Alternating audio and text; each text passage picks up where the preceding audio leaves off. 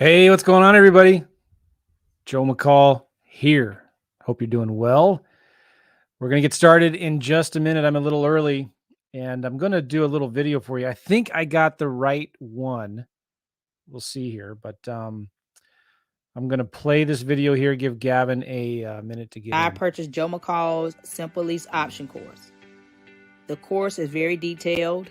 He's very thorough with his course. He offers a lot of help. Joe's the kind of guy, even if you go on there for 5 minutes, you're going to pick up something. Thanks, Joe. You taught us how to do this. I'm not all the way there yet, but I've made such progress, and I owe it all to you, your kindness, your knowledge. Very, very good class, Joe. You covered a lot. You spent a lot of time with us. You took your time. You were very patient. Joe has done an outstanding job of breaking everything down. He explains everything. Hi, I was on a webinar today with Joe McCall. He was very informative session today. He's a really down-to-earth guy. I want to take the time to say thank you to Joe McCall, to Gavin Timms, to the entire Joe McCall staff, especially Dana. You guys have all been wonderful. I just want to take the time to recognize Joe for such a great program. Coming into the program, I didn't have any knowledge of lease options or any sort of real creative financing. Wholesaling Lease Options by Joe McCall will equip any would-be investor with everything you need to get started. Hi, my name is Gary Brown. My wife Linda and I work with Joe, and we really appreciate his system. We believe that the things that he has taught us have really helped our business grow. I just want to give Joe and Gavin's lease option course a big thumbs up. They're just so jam-packed of valuable information. Hey Joe, thanks for the courses. Loving the automated wholesaling, getting a lot out of it. Hey, I just want to say thank you to Joe McCall. I took a couple of his courses and I have learned so much. Just wanted to say thank you very much, Joe, for what you did and put on. My experience with Joe has been excellent. I find his material and live coaching to be very informative and helpful. Joe was a great guy and gave us a lot of information for free. Good work, Joe. Keep it up. Gavin, how are you, man? Hey, how are you? I'm doing awesome. Hey, we're going to give people just a few more minutes to get in. I got one more video to share with you. These videos, these testimonial videos are brand new, so I'm super excited about sharing them. Watch this next video real quick, and we'll be right there. Don't go anywhere. Joe McCall's course is hands down the best. My wife and I, we run our real estate investment company. When we got Joe's course, it helped us do so many more. It was awesome speaking to Joe and Gavin. They're down to earth and they keep things nice and simple. They don't overwhelm you with information. Just wanted to thank Joe McCall and his team for the challenge, the 5 seller a day challenge. It was very interesting, introspective. Joe knows exactly what you want to hear, and he tells it exactly like it is, and he never gives you any false information. Joe McCall is the real deal. His products, his service, his information, and how he helps you get ahead is amazing. Joe's always talking about it as one of those lifelong students. I've always buying courses, trying to learn the best ways of investing in real estate. Big shout out to the guy behind me, Joe McCall, and his live marketing mastermind class.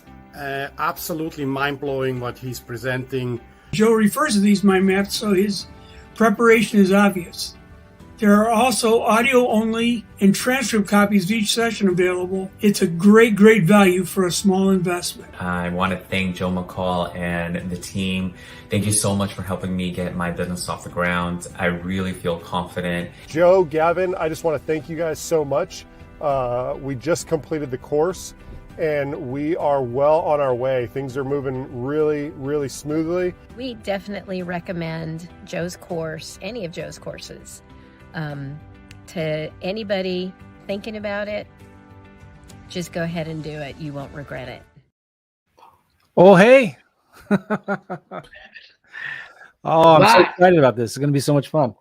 Yeah, this is awesome. We have not done it. I want to say years. I think it's been years since we've done an evening class.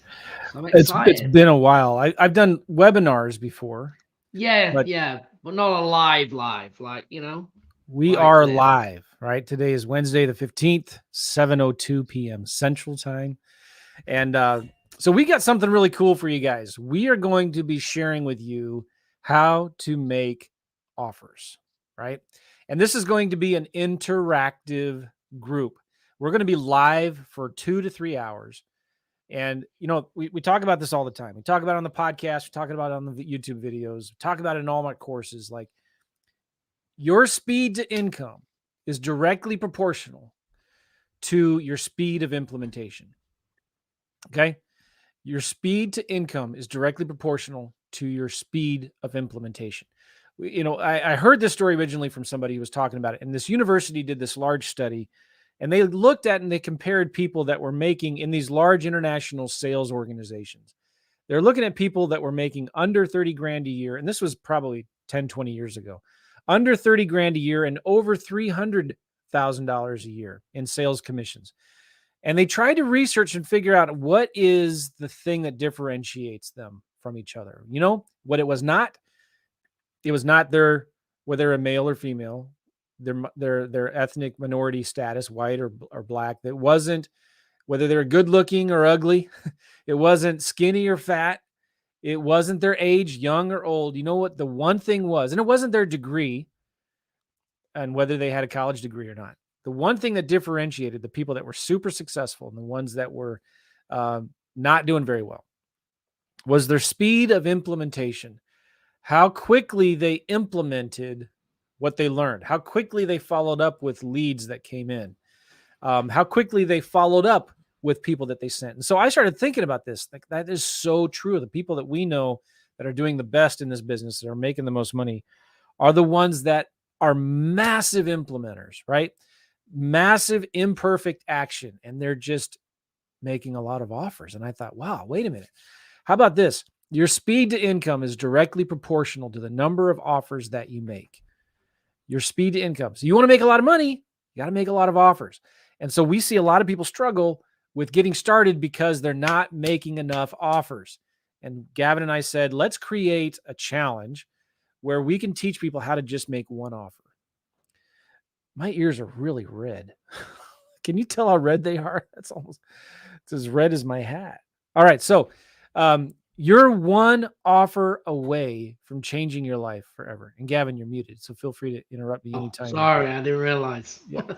Guys, you may just be one offer away from changing your life forever. Like, some of you have made offers in the past. Some of you are scared to make an offer. You don't know where to start. You're afraid to look like an idiot. And we're going to talk about these things here in this challenge on this first day. So you're in the right place. We're going to help you overcome your fears of making offers. We're going to show you how to make real simple offers. And some of you guys, you're going to make your first offer tonight. All right.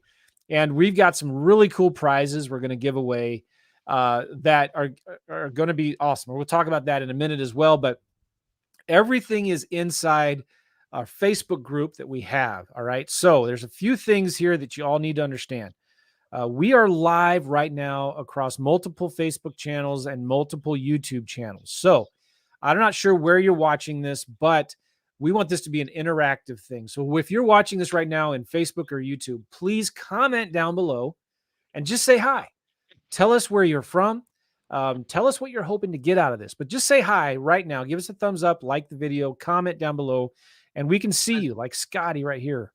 I just want to say one more thing as well for the Facebook people. You've got to allow Facebook to show your name. Okay, so in the description at the top, you'll click on a link there'll be, and then it will say allow Facebook to display your name, something along them lines. So like Jane from Boston, I only know it's you, Jane, because you said Jane from Boston.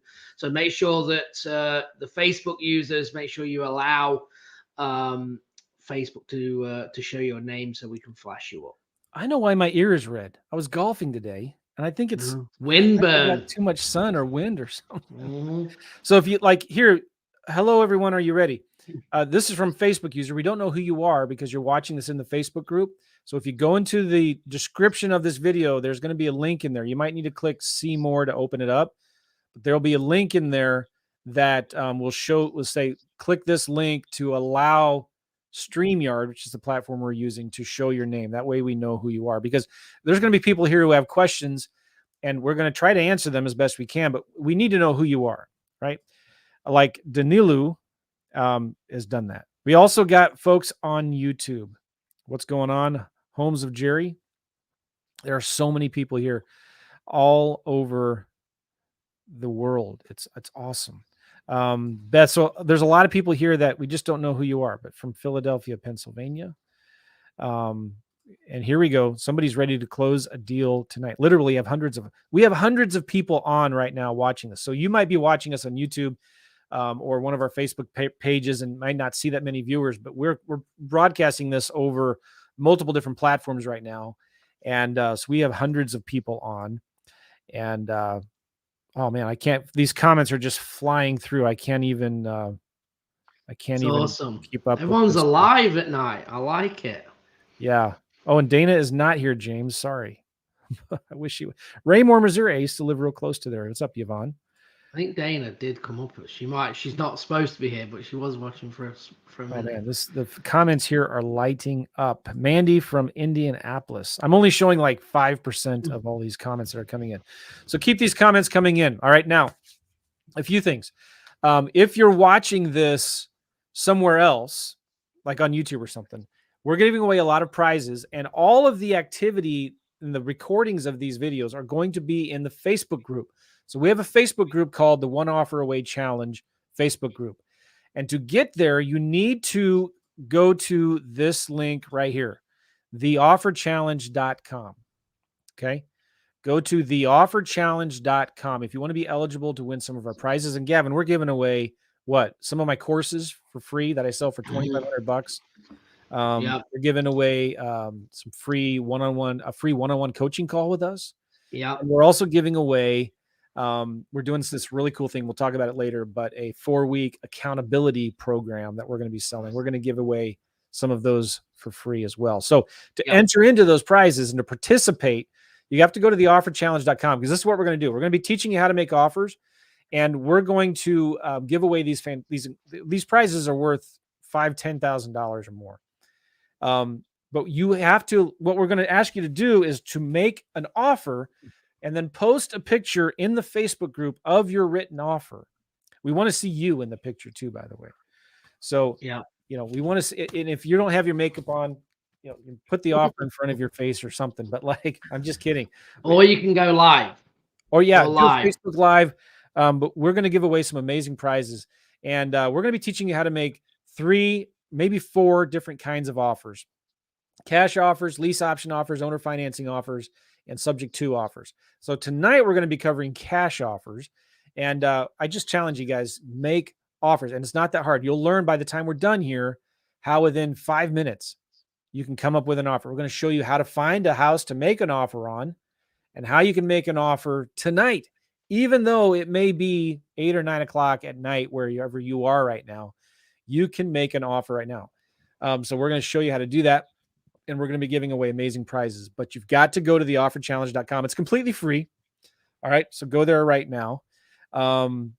Cool. Gavin, how are the comments going here? I wish Dana was awesome. With us. Yeah, I didn't flash any up because I didn't know if it was going to move your offer. That's all right. But I am. Dana said she is here. The House of Jerry's in North. Okay, cool. Columbus, Ohio. And Sarah, what's up, all Ohio people? Look at this. Scotty made an offer 30 minutes ago and got it accepted. Love it. Nice, Scotty. Good job. We'll share my mind map here in just a minute. There's one more announcement I want to make. And I'm hoping that we can make this work, because I'm looking, Gavin, do you know if we have a simple VIP link? Hold because on. I don't know if we do. It's was that you putting it in the mind map? Well, I did, but it's a really long link. Offer challenge VIP. Thank you. Okay. I'm going to put something on here, guys. We have a special VIP offer for you.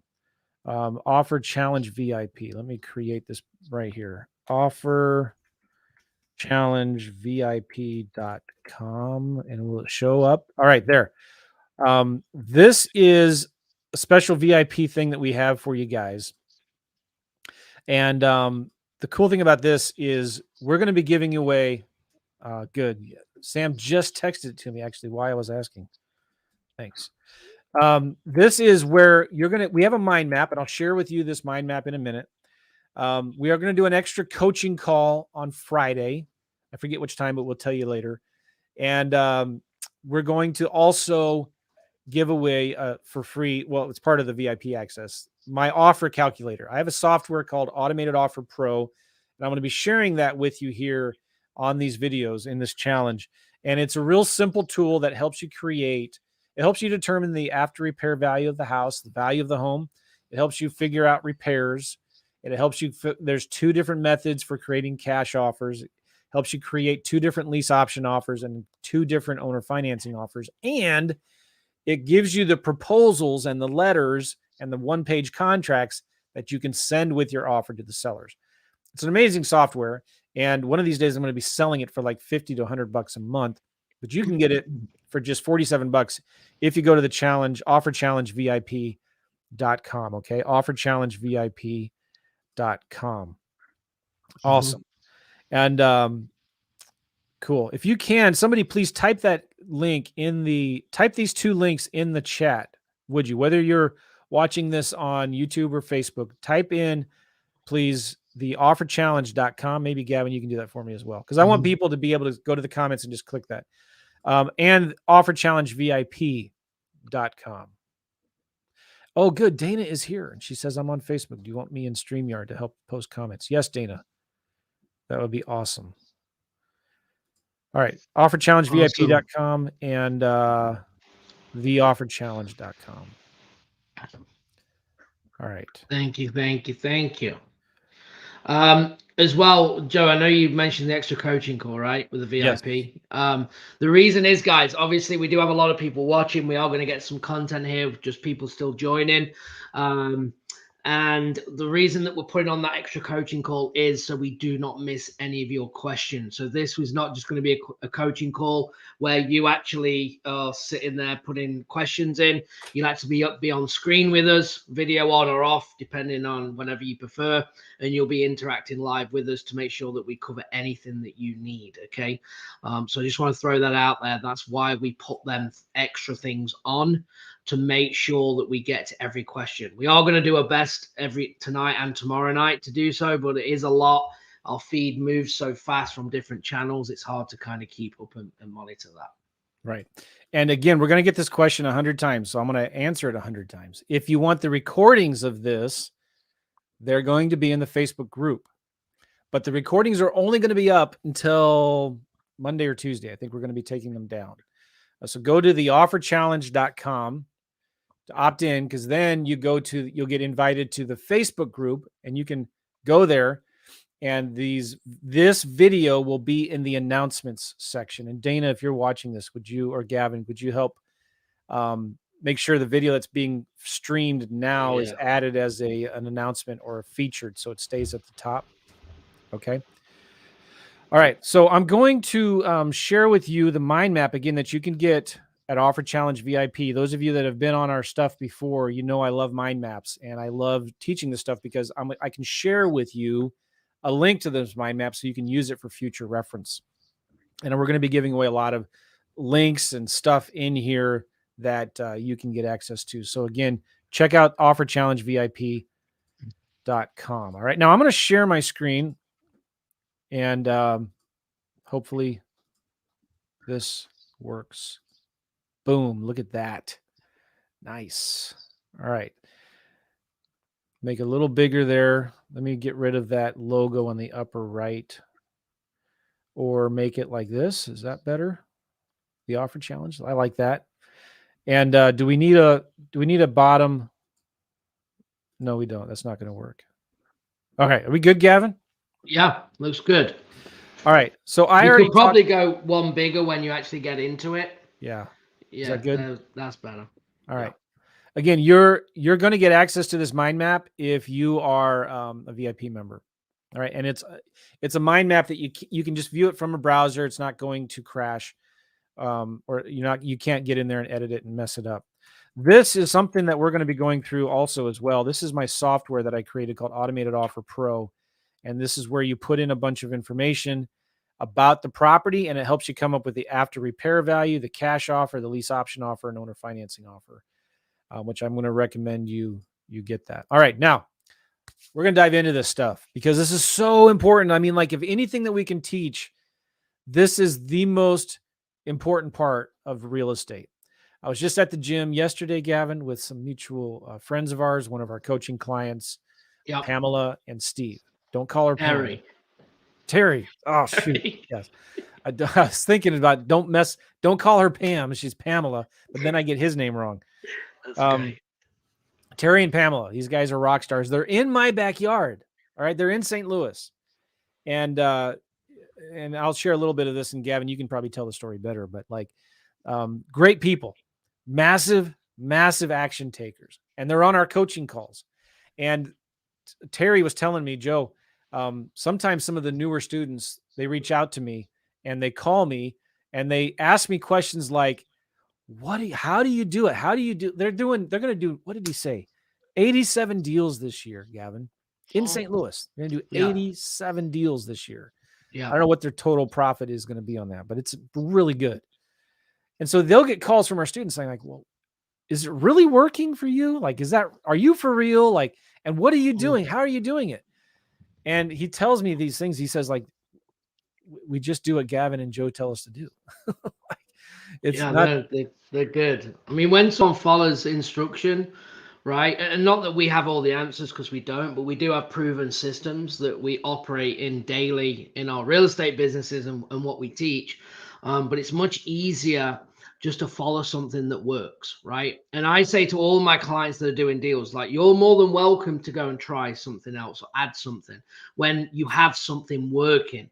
But what you can't do is you're not making any money and you keep trying different things, right? You just have to stay on course and do what we're telling you to do because it actually works. Yeah. Well, they just do it. And you know what they do? They make a lot of offers. Yeah. They just make 100%. offers. When we're dealing with a student or somebody new or somebody who's getting started and they're like struggling and, unfortunately, there's people that have a lot of success and people that really struggle in this business. And there's way more people that struggle than people that are successful and do a lot of deals. I mean, honestly, and I talk about this a lot, probably 5 to 10% of anybody who buys my courses actually takes it and implements it and does deals with it. 5 to 10%. It's horrible. It's a horrible stat. And I've done everything I can to like help people do deals, and I don't know what else to do except this. And this is one thing when we're working one-on-one with somebody and they're just getting started or they're struggling and they're saying, man, what do I do? I don't understand. We always ask them this question. How many offers have you made in the last week? And 9 times out of 9, that will tell us exactly what is wrong. Okay. Yep. And it's like, well, I don't know. I'm just getting started. And we're going to talk about some of the reasons why people don't make offers. And we're going to help you kind of bust all those myths into smithereens. But this is so important, guys. Your speed to income. We got 300 people on right now. This is awesome. Your speed to income is directly proportional to the number of offers that you make. Plain and simple. And if you want to make money, you got to make offers. So if you want to make money, you work backwards. You got to do deals. And if you want to do deals, you got to make offers. And if you want to make offers, you got to talk to sellers. And if you want to talk to sellers, you got to do marketing. But so we complicate this business too much, and it doesn't need to be complicated. We often say wholesaling is easy. Wholesalers are complicated. We tend to complicate it. We tend to ask too many questions, too many what if questions. What if this happens? What if my offer's bad? Like, what if I look like an idiot? What if the seller accepts my offer? And then it's like, it's not a good deal. We're going to talk about all that, but I want you all to agree. And we want to make this interactive. We want you guys to participate. So please, right now, your speed to income is directly proportional to what? I want you to type it in the chat right now. Type it in the chat. And maybe you think we're full of it. But I don't.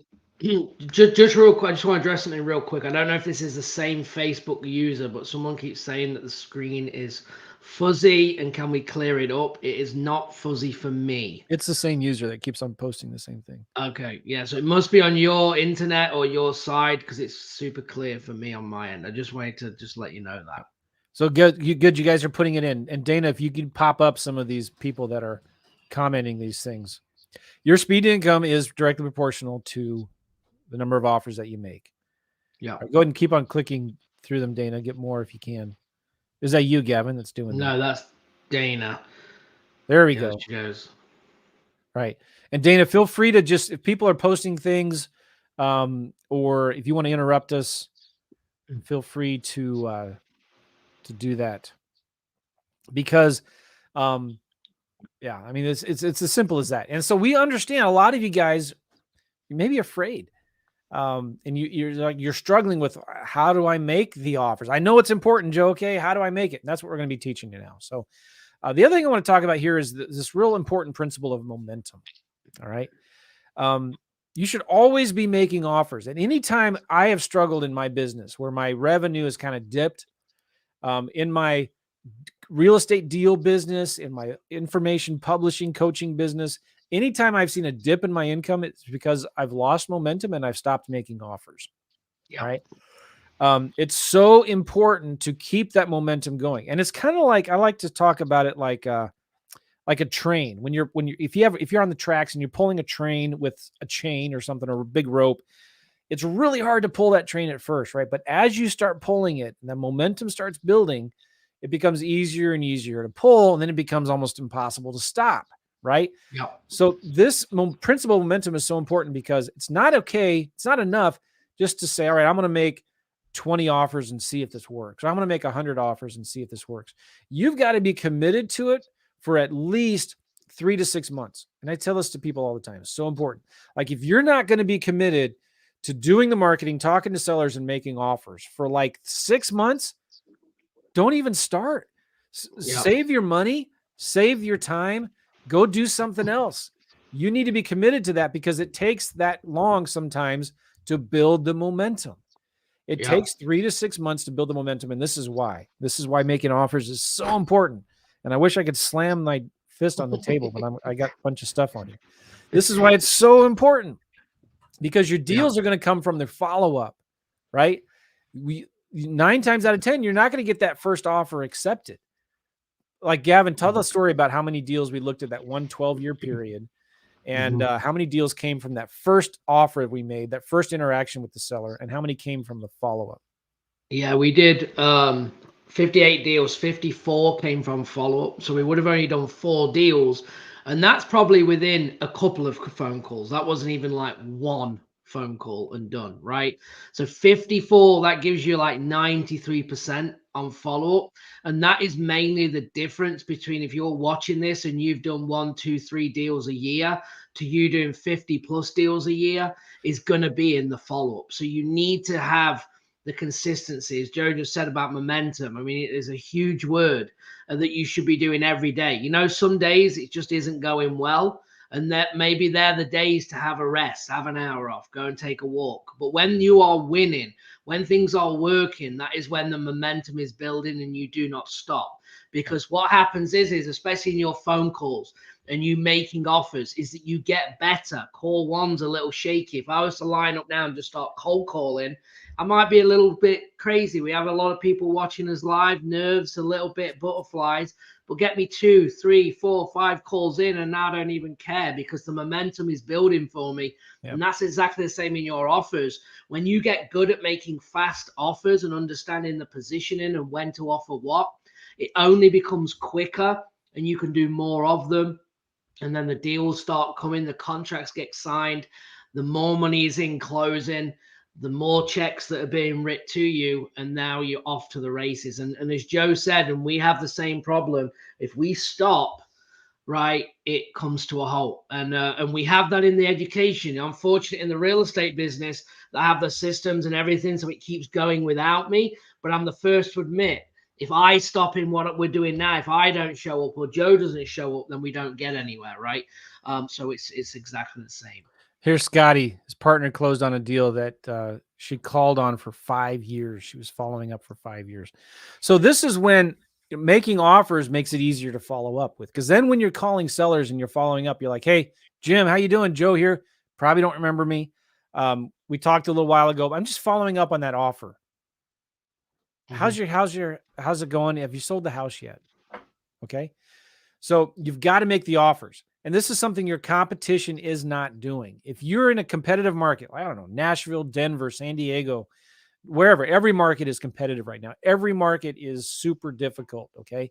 Don't think that your market is special or different or more competitive than anybody else's. It's not. They're all competitive. It's a hot market right now. Okay. Yep. But here, if you want to stand above your competition, even in a competitive market, you need to do what nobody else is doing, or at least very, very few people are doing. You need to make more offers.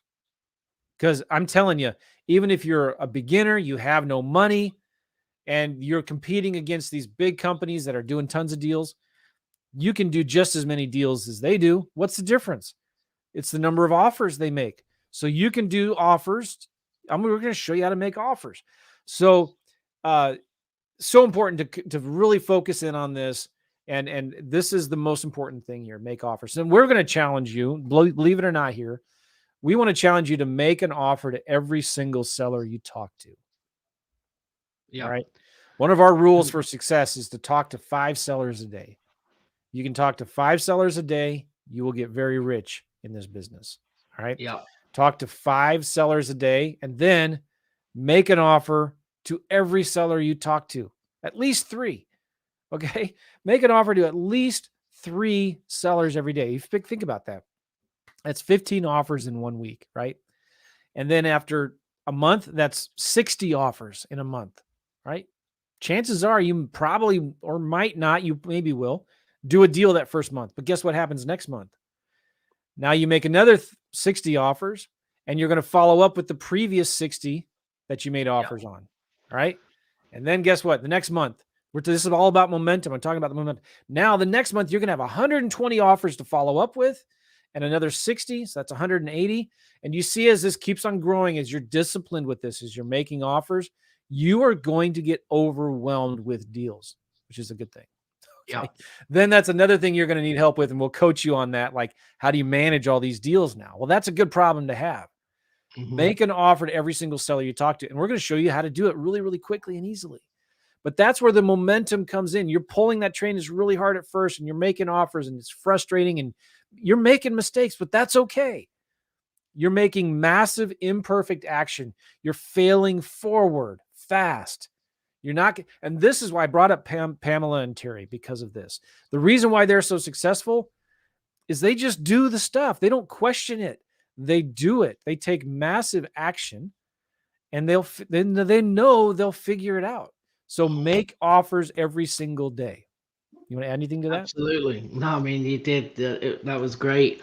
But the more offers that you make, the more you have to follow up on, right? When we know this is a follow-up business, and when I work with people one-to-one, it's not what they want to hear. I get it, right? But we're not here to try and sugarcoat. You want to get results. So we say and make 15 offers a week because you should be if you want to get results, right? No one said just make 1 offer a month and do all these deals. It's not going to happen. I wish it would, right? So when coaching clients come in, the first thing we have to do is change the mindset, right? The mindset to, well, how quickly do you think I can get paid? How quick do you think I can do a deal? And if our energy goes into the outcome of things, we're never going to hit the target, right? So we have to reframe that and say, this is what I want you to do today. I need you to make 3 offers. So I need you to have 5 conversations. So we need to do enough marketing for you to have 5 conversations and you to make 3 offers today. And then you're going to do that tomorrow. and Wednesday, and you're going to do it every single day. And guess what's going to happen? The results will automatically happen by doing that. And don't worry if it's 30 days or 1 day or a week or 6 months. It's going to happen. If you can build that and get in the right frame of mind and stop focusing on the outcome and focus on today, then you're going to get more done. You're going to be more productive in your day. You're going to get them offers out, and it allows you to actually follow up on offers that you've made. Yeah. All right. Stop quitting. You got to be consistent in this business to make any money. Now, let's talk about why people don't make more offers, because there's a lot of reasons why, right? A lot of people are afraid they're going to get it wrong, or they're afraid, man, what if my offer gets accepted and it's too high? I don't know if it's like a 50-50. Like, I'm curious to you guys too. And by the way, I want you to write down in the chat in Facebook or on YouTube, wherever you are right now, write down, why aren't you making more offers? All right. Maybe you haven't made your first offer, or maybe you've dabbled in real estate over the years, but why aren't you making more offers? What is it that's blocking you from doing that?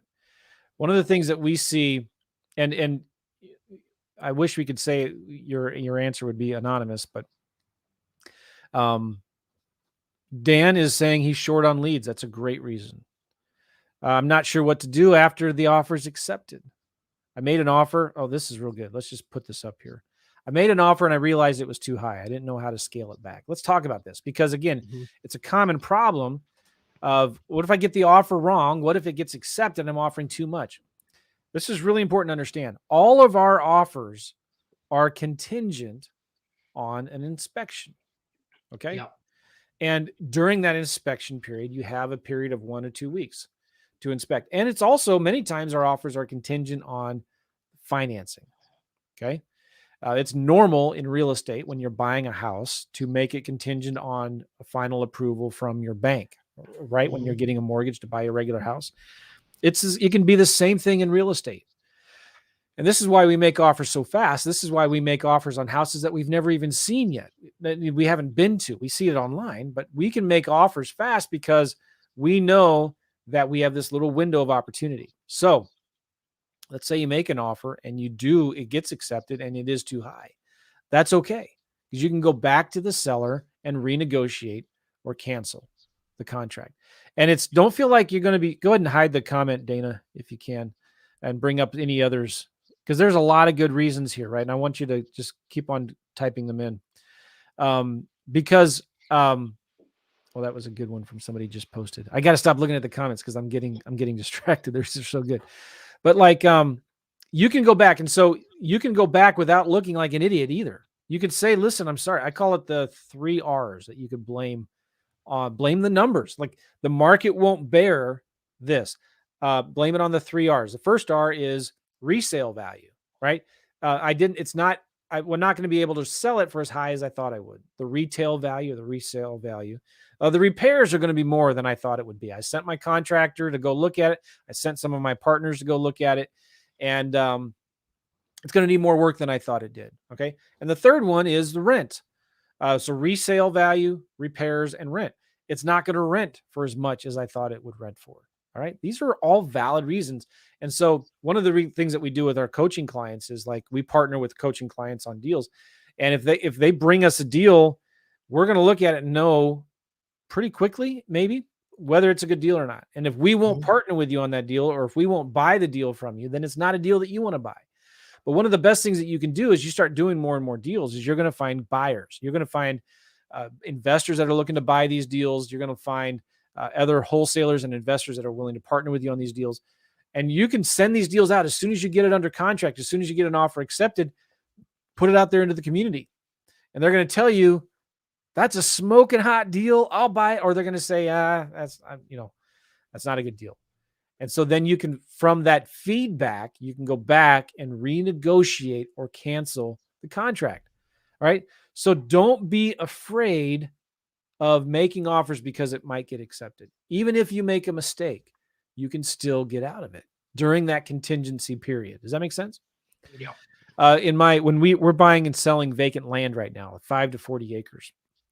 In our contract, because there's more due diligence that sometimes you have to do, and it's harder to get information from counties in rural areas, we give ourselves 3 months to close. Okay. And our contingency is just based on satisfactory due diligence. That's it. Right. So technically, I have 3 months. If I can't find a buyer to flip that property to, I have 3 months. The sooner you do that, the better. But does that make sense? What I'm saying there? Yep.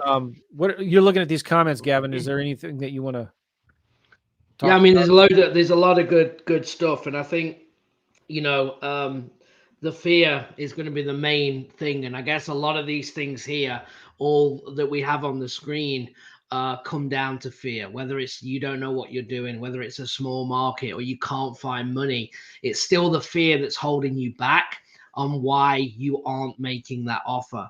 And as soon as you can overcome that, right? And there's so many ways to overcome it. You have wholesalers in your market. Okay, you can reach out to us if you get a contract.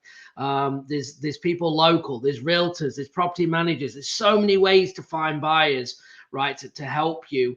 And Joe's exactly right. When you look at the worst case scenario that can happen is that you back out the contract. Now, we're not here teaching you to back out of contracts, but, and I don't want to turn this into a sales call, but if it is tight, if the numbers are tight, and I know the numbers are tight, and I try and get the seller down on a cash deal and he won't go down, he or she, and I settle at their number, I already am leverage. Let's say that I'm going to make, I want it at 70 and they're at 90. Okay. And they won't budge. I'm going to say, okay, we'll contract it at 90. We might be able to make it work. I think the numbers are a little tight. All I'm doing then is that when the buyer comes in and wants to pay 90,000 or 85, just like I thought, they're already expecting that renegotiation, right? That I can use in my favor. So the sales cycle will definitely help you in as you get more advanced in making these offers. But the thing is that you have to start striking, because your fear is going to stick with you every single day, and you're still going to be in exactly the same position, right? And the ones that are letting go and letting loose, and that was my biggest fear. So I'm talking from sheer the same thing that I had. I was coming from England, scared to get a contract signed because I haven't got any money. Or what if I can't buy it and they make me buy it and then I don't have any money? Well, what happens to me then? So I had the same things. So when you get the right education and understand what it actually means, or partner with people that know what it means, then it takes that away. And that's exactly what I did. And I'm telling you now, I was like a different person.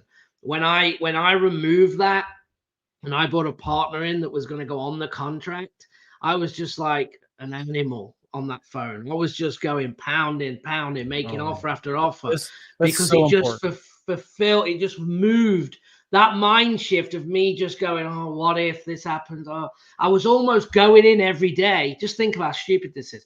I went in every day hoping I wouldn't get a contract signed, because then I didn't have to deal with the fear. How silly is that? If you I've done think that about before it. when I was first Yeah. getting started. I often tell the story. I was a professional student for 3 years, like over analyzing deals, and we're going to talk about that here. Like, well, okay, we need to move on. But like all of these objections that are coming up, I love it, and these are easy to overcome. And we're just going to kind of go through this list here. What if I underestimate the repairs and overestimate the ARV, like the after repair value, right? Again, you can go back to the seller and renegotiate. You have that contingency window. It could be 1 to 2 weeks, 2 to 3 months. Okay. Now, the sooner you figure that out, the better. I mean, you should know within 1 or 2 weeks whether you can actually buy that contract or not. But it's normal to have to renegotiate. If you shouldn't renegotiate at the last minute. There's some guys that do that. We don't recommend doing that. Yeah. Right. But you're going to have questions like, well, what if I can't see the house? What if it's, 3 hours away? I don't know what condition it's in. We're going to talk about that here, but that's an easy thing to overcome.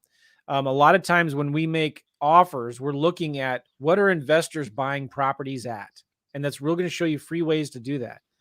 And you're going to make an offer in that price range, and maybe take that price range minus 10, 20 grand. And well, investors are buying similar houses in this price range. I'm going to offer 10, 20 grand less. And chances are really good those guys that bought those properties in that little price range there are going to be buying more.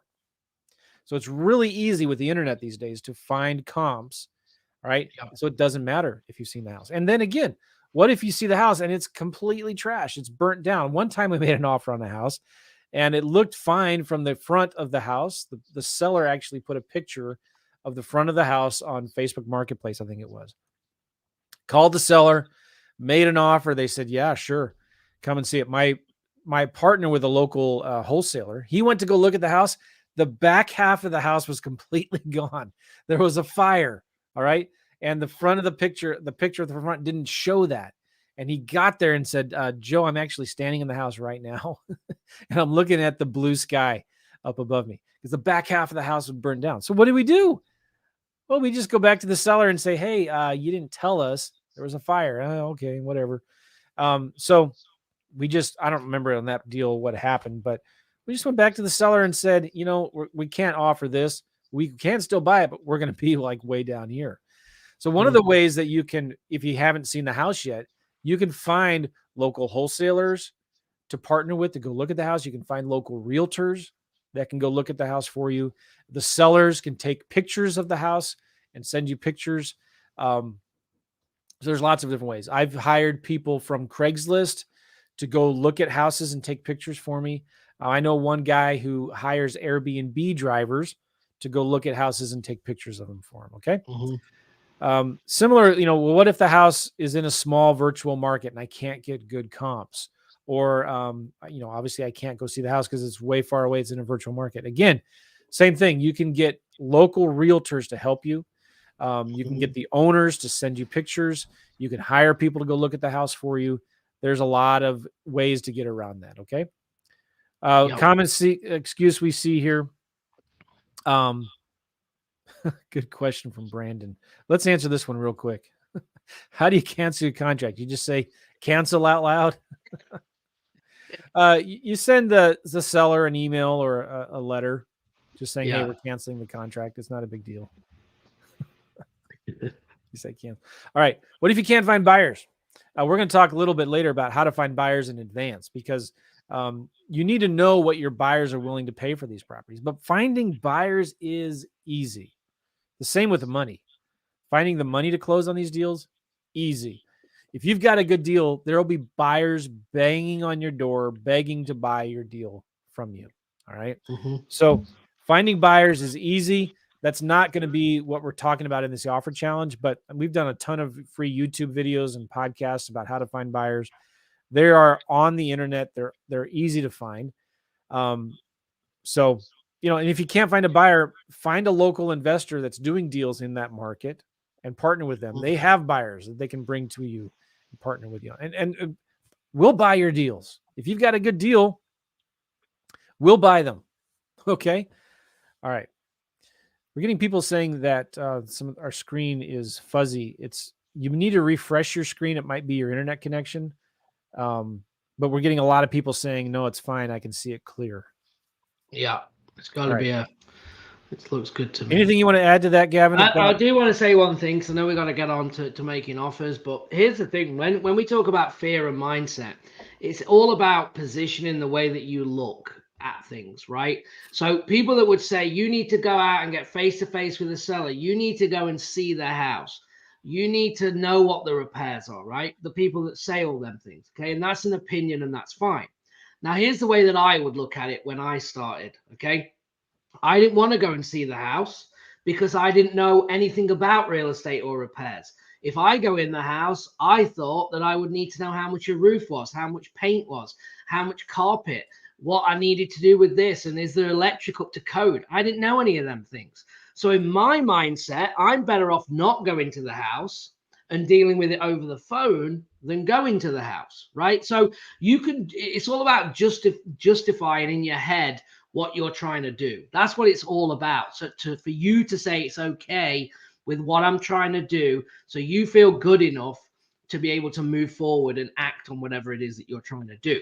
And that's what I got good at, was to try and go, what is the fear, which was getting the contract signed. I'll talk to anyone, I don't care. But it's the fear of getting the contract signed. So I put things in place that allowed me to get over that and it changed the game. And I want you to do the same things. Like I said, I just gave you a few tips there on the virtual side. You go off what the seller tells you. Now we know the seller 99.9% of the time is going to lie. I'm not bothered about that because I've already built the buyer spread in. I've already built my wholesale fee in. I've already done a quick estimate, which we're going to teach you right now on how to actually do the repairs based on what the seller's saying. So guess what happens in my renegotiation? If I send a buyer out on a contract when the seller said it didn't need a new roof, it doesn't need this, it doesn't need that, it just needs a paint and carpet, it's a great house, blah, blah, blah. And then all of a sudden my buyer goes out and says, well, I can see the sky from the kitchen. I can see this, I can see that. All I'm doing is using what he's telling me and going back to the seller and renegotiating that based on the repairs or the things that they missed, the misinformation that was given to me.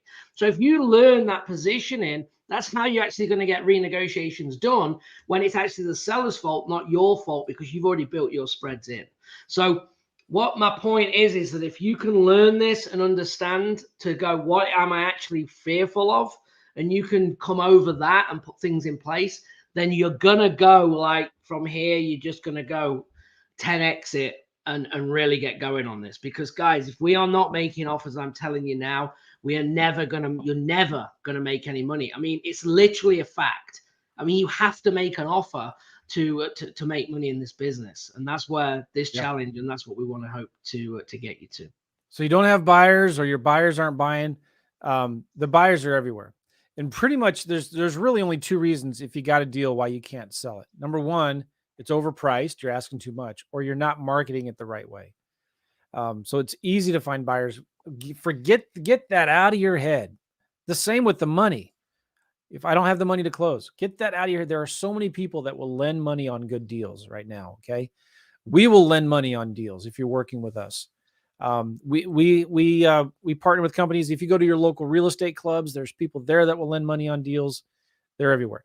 Some of you, I'm looking at the comments here. You said things like, I can't find leads. Well, we're going to show you on tonight how to find leads. And in fact, I forgot to mention this before. Some of you guys, we told you we'll make actual real offers tonight as part of this offer. So if you've got a deal that you would like us to look at, please type in, and Dana, if you're listening here, help us with this. If you're looking at, if you've got a deal, you want us to look at it, evaluate it, and make an offer, please type in the address of the property in the chat, whether you're on YouTube right now or Facebook, wherever you're watching this, and put your name in there as well. So like in one comment, don't make it like 5 comments because then it gets split up with a ton of other ones. Okay. But type in one comment, your name and the address of the property. Okay, good. We got one right now from in Monroe, Wisconsin.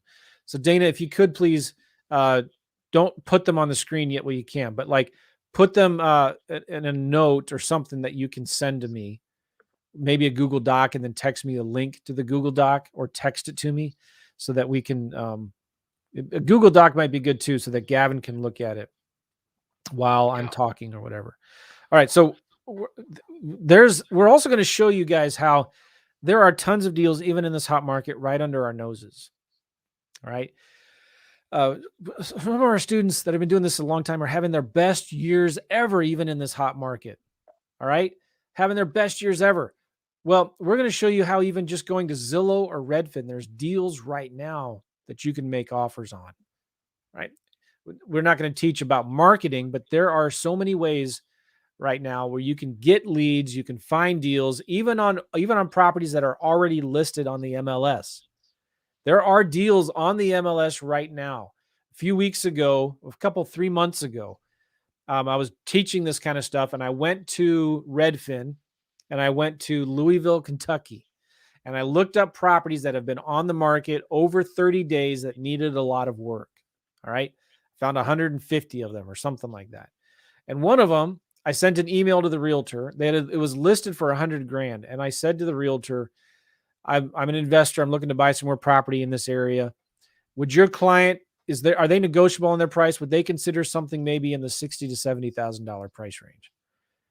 And the realtor said, yes. Okay. And this is a property on the MLS for millions of people to see on Redfin, right?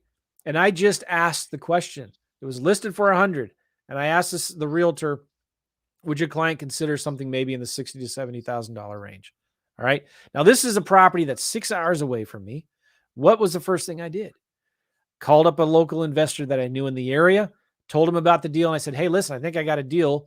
Can you go look at it? We'll just split it 50-50. Guess what he said? Yeah, it was a great area. I'm getting just initially with that initial email, I'm getting what happened to the seller. The seller was tired of it sitting on the market. They wanted that thing sold yesterday, right? They were probably tired of getting all these code violations from the city. They were tired of neighbors calling them and emailing them and complaining about this property that was needing work. They got tired of paying the taxes. Maybe they got tired of paying a mortgage payment on a vacant house, right? They were done. They wanted to get rid of it. They told that agent, just get rid of it. Price it whatever the next person that offers makes an offer, okay? We just made the offer at the right time. So there are hundreds and hundreds of properties in your market right now that you can start making offers on, okay? We're getting a lot of properties here. So that one in San Antonio might be good. Dana's adding them. Just sent us a Google Drive. Okay, nice. Thank you, Dana. All right. Some of you are also thinking, well, what if the property is listed with a realtor? I'm an investor. I'm a wholesaler. You can still wholesale deals that are listed with an agent. The MLS is not dead. Look for properties that have been listed for over 30 days. I'm going to show you later too how you can find properties that the realtor actually puts in the listing. Seller is motivated. Yeah. Make an offer. There's a lot of properties that need updating. They've been on the market for 60 days. There's a lot of properties that have tenants in them. You know how hard it is to sell a property with a tenant in it? It's hard to go in and see the property. It's hard to, it's probably going to need a lot of updating. Your retail buyer, your owner occupant is not going to want to buy that house. It's only an investor that's going to want to buy it. So make offers. We're taking away your excuses for why you can't make offers. There are buyers out there. There's money out there. There are realtors out there that will help you. And it doesn't matter your experience level, because some people are afraid, like, what if the seller, especially on a creative financing or a lease option deal, some of you are afraid of, like, what if the seller asks me about how much experience I have or how many deals I've done before? It doesn't matter. Gavin, tell the story again of where you were, you didn't have any money for marketing. You went to the local real estate club and you just started following up with other people's old leads. Yeah, absolutely. That's exactly it. I went to a meetup. I went on to meetup.com in Phoenix and I put investor meetup. There was one that evening. It was a Tuesday. I remember it like yesterday. And I called the guy up and said, like, do you mind if I go to this meeting? He's like, yeah, it's open to anyone. Of course you can go. So I did. And then from there, from networking, I started working, met a lady the next morning. I started working. She bought me a spreadsheet of 60 dead leads. She can't do anything with them. And she's like, do you want to work them? You never know. There might be something in there. And I was like, yeah, of course I will. So I just sat there, called them one at a time. Within 7 days, I got two under contract. That was my first 2 deals I ever did. I made $1,500 on one, probably $2,000 on the other, but it could have been $10. I mean, the how much it meant to do the first one, to understand that it actually worked and I could do it. I mean, and I'm there networking and understanding and that people could do it, right? I always say when people join our coaching program, like, these are kind of the bigger players in the group. So these are the ones that you need to mirror and follow on what they're doing, because they're doing what we've told them to do and they're getting success, and you need to do the same thing. And that's what you need to do when you're going to your meetups and your networking, is follow people that are actually successful, right? You cannot listen to your next door neighbor that put one bandit sign out on the street corner and never got a call and he said, this doesn't work. You've got to stop with the negativity and focus on what works, at actually making money. 100. You will never meet an entrepreneur or a real estate investor that will ever tell you that you can't do it. Never will they. But you will go and get the 9 to 5 that's had a couple of bandit signs, done 3 letters, made one offer in 3 months, tell you it doesn't work. and you got to pick who you follow, right? And when we could go into this about the 5 closest people around you, and these are important things because you're going to get a lot of negativity when you start a business on your own. Doesn't matter if it's real estate, because it's not the normal, right? I was on one thing I will say, because this is important. I was on a coaching call today. We're talking about college, right? How you go to college and you get 3 to 4 years to get a degree. But why do people want to come into real estate and do it in 1 week? Makes no sense, right? It takes time to learn. Okay. I challenged someone else that said real estate's really hard at the start. Any job you go into is hard at the start, right? As an engineer, if someone says you're an engineer, the first 3 months would be hell until I understood what I needed to do. And then it becomes easy. And it's the same with this business. So if you apply yourself, all you should be asking of yourself, guys, really, is 3 to 6 months of your life to change everything. And it all starts with one offer, okay? And you build the momentum on that. And if you can get that, you're going to be sitting here listening from this call, hopefully in months to come, weeks, months to come, going, you know what? I actually applied myself and did it, and I got results. Otherwise, you don't want to be the person that said, oh, I've been in education for 3 years. And if you are, let's not say 4 years next year, right? Let's change that now to get results. There's plenty of deals to go around. There really is. That's why we call this the one offer challenge. Like, you're just one offer. The first offer is usually the hardest. And there's going to be times when you're looking at a deal and like, I don't even know where to start. Well, that's okay. Make an offer anyway. Make an offer. And I'm going to leave you with one more because this one's good. If you got to be thinking this, if you don't make an offer, someone else will. Okay. If you don't make an offer, someone else will. If you don't pick up that deal, someone else will. Because I'm coming, if you're in my market, I'm going to be coming right behind you, right? Because I want the deal. My team wants the deal. Okay. And that's just the competitiveness of it. So you've got to be thinking, make offers, because if you don't make it, someone else Oh my will. gosh. Let me tell you a story of my first deal. All right, real quick. The lady called me begging me to buy her house. I said no, because I sent her a postcard for a property that was in an area in St. Louis called Webster Groves, Kirkwood area. And she had a house that she wanted to sell in Warrenton, which is like 30, 45 minutes outside of town. Am I fuzzy? No. Okay. It was for a second. Yeah, there. Oh, all right. So anyway, let me focus here. Now, I told her no because I couldn't get any comps. Okay. But my back was against the wall. I was frustrated with spending more money on education than I was making in real estate. All right. And then I looked online. It was listed and expired the year before for 140 grand. I had no comps. It was a 3-family. All right. I couldn't go in and see the house if I wanted to. There were tenants in there that were week to week. This lady was just frustrated with the house, needed too much work. She needed the money. She just wanted to get out of it. And she inherited this property, did not want it anymore. And the tenants were paying her cash every week. She had to go knock on their door every week. None of them had phones. She couldn't call them. She had to knock on the door to get the rent in cash. She just was done with it. And I'm thinking, what do? I was scared. I was nervous. Like, what if I make a dumb offer? What if I stupid? What if I make an offer that's too high? What if I can't find a buyer? Like, all of that was running around in my head. But all right. Chris Chico was this guy I bought this course from. His mutual, still good friends now. But he said, make offers, right? And so I said, I couldn't get comps, right? I had no buyers. I said, I don't know. I'll offer you 60. I just pulled that number out of where. 60. She had it listed the year before for 140. I said, I'll give you 60 for it. And guess what she said?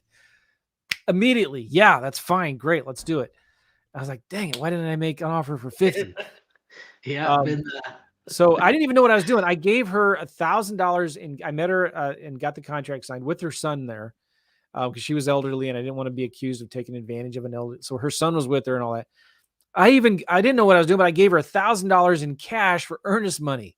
All right.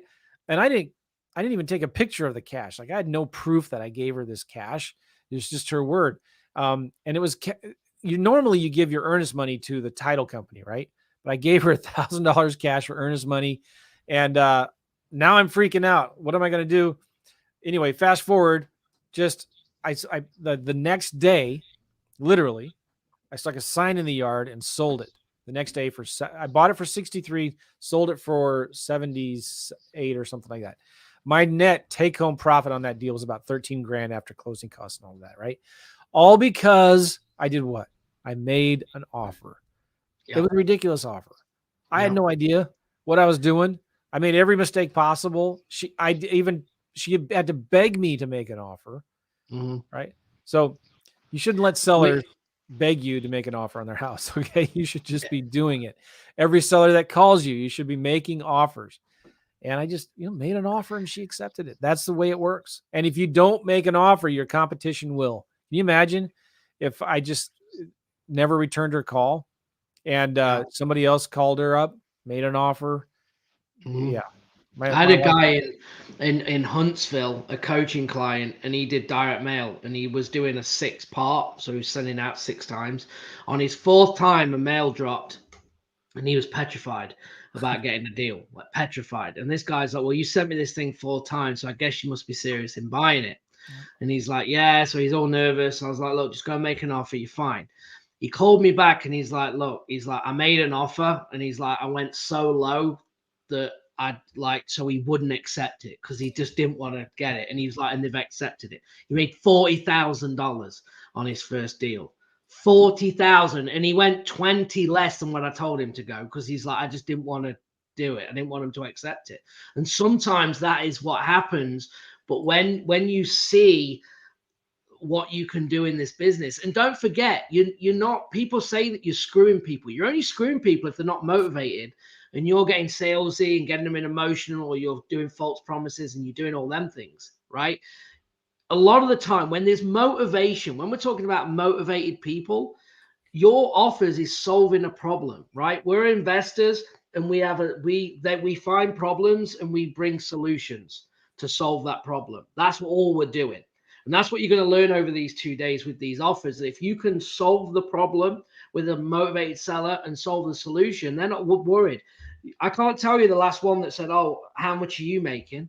They don't care. Just get them out of the situation, get them the money they want, and let's do business. The one that is quizzing you about how many deals have you done, have you got a website, can you show me your business card, they're not motivated. When was the last time you ever did a deal with someone that was quizzing you like that? Motivated people don't have time to quiz you. They're ready to go now. Which is why I love your story so much, Gavin. When you're first getting started, is you had somebody behind you who had your back. And when 100%. when a seller asked you that question, if they did, and they rarely do, but you could just say, "Well, my business partner and I have been doing deals for a long time. We've done hundreds of deals." 100%. Yeah, exactly. And I went, I was different to you, Joe. You went in and bought course after course. I went straight in, 7,500 into coaching. Never read a real estate book, right? I was all in. And but it's the way my personality works. I just need to learn the right way. I don't need to know 20 ways not to do it. Just tell me what to do, and I'll do it. Yeah. And I think that's how everyone needs to be. And there's so much more free education now than when I got started with YouTube and us doing lives like this. There's so much more available for people to take action on. Yeah. All right, good. So the question that we get a lot is, well, when do I make a cash offer? When do I make a lease option offer, owner financing offer, subject to offer? These are the kind of the 4 main offers that we're going to talk about real quick. But when do you make these offers? It depends. Okay. It depends on this conversation you have with the seller. One of the things that we really strongly recommend is you talk to sellers. Okay. You need to find out their situation. You're going to make a cash offer to a seller on maybe a property that needs a lot of updating. It's a cheaper, lower end property. The seller has a lot of equity. They're motivated. They want to be done with it. They're done with it. They don't want to think about it anymore. All right. You're not going to make a lease option owner financing offer to that kind of a house, that kind of a seller, because the seller doesn't want anything to do with it anymore. So don't make a lease option offer, but you'll make a cash offer, right? You might make a lease option offer if it's a nicer house, if it's more expensive. The seller maybe doesn't have a bunch of equity, but it does cash flow. All right. They're not in a huge hurry to sell it. They're not super motivated. It's a nicer house. Then you might make a lease option offer on that kind of a property. Okay. Because the seller is willing to wait. We talk a lot about price versus terms. Okay. And so sometimes the seller, what's more important to them is the price. They want the high price. Well, we say, maybe I can get you that price if you would consider something creative like seller financing or lease purchase, or can I make you payments over time? So when you're talking to sellers, you got to talk to sellers and figure out why they're selling this house. Do they need to sell the house, or do they want to sell this house? Are they motivated or semi-motivated? Where on the scale of 1 to 10 are they? And so normally we are always approaching these sellers. This is important to understand. We're not trying to, you don't want to fit square pegs into round holes, right? You don't want to go to every seller with a lease option offer in mind, right? You don't want to go to every seller with the idea of making all 3 or 4 offers. You want to go to the seller with just this one single intent. I'm looking for an investment deal. I want to buy your house. Or rather, better, it's just like, listen, I'm looking at a bunch of properties right now. Can I ask you some questions about your house to see if it would be something that would work for me? So I'm getting the seller to sell me on their house. I don't want to, you're not begging or selling your services to a seller. You're an investor with money, with the knowledge. You're looking for a deal to buy. You don't have to pitch anything. You don't have to sell anything. So you're asking the seller questions about the house. So it looks like a nice house. Why do you even want to sell it? I'm surprised it hasn't sold yet. It's been on the market for how long? 90 days, 60 days? Like, oh, okay. What's going on? Is something wrong? I'm sure you've gotten lots of offers, right? So you want to ask the seller. I'm sure you're not in a hurry to sell. You got lots of time. I'm always asking these probing questions. And we almost always tell sellers, you should list it with an agent, right? If you want the most money for your house, you should list it with an agent. But I'm sure you've thought about that already. You figured out you're going to put in the work to fix it up and get it nice, right? You've got the time and you've got the money to rehab it and make it look nice, right? So you want to ask these questions to the seller to figure out what their motivation is. Do they have a lot of equity? If they don't have a lot of equity, well, you're not going to make them an offer at 60, 70 cents on the dollar, are you? You might make them a lease option offer or a subject to offer, right? So cash offers are best for properties that maybe need a lot of updating.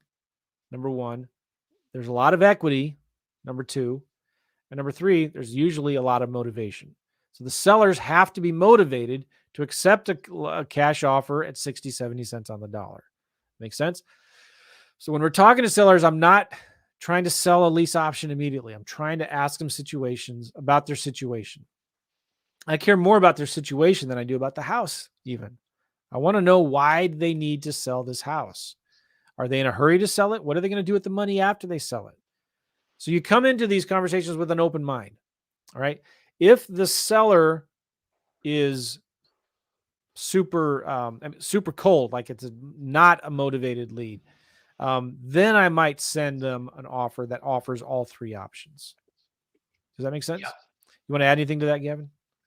I mean, I could go with positioning all day on this one. Oh, it's important because as soon as you learn this and you learn what the seller wants and you start to learn pairing offers, it really just, like, I hate using the word backs them in a corner, but it really has their answer, right? By you solving that problem again, right? It's just like the transition in the lease option from an assignment lease option versus a sandwich lease option, right? A sandwich lease option, that is where you have equity, you're cash flowing every month.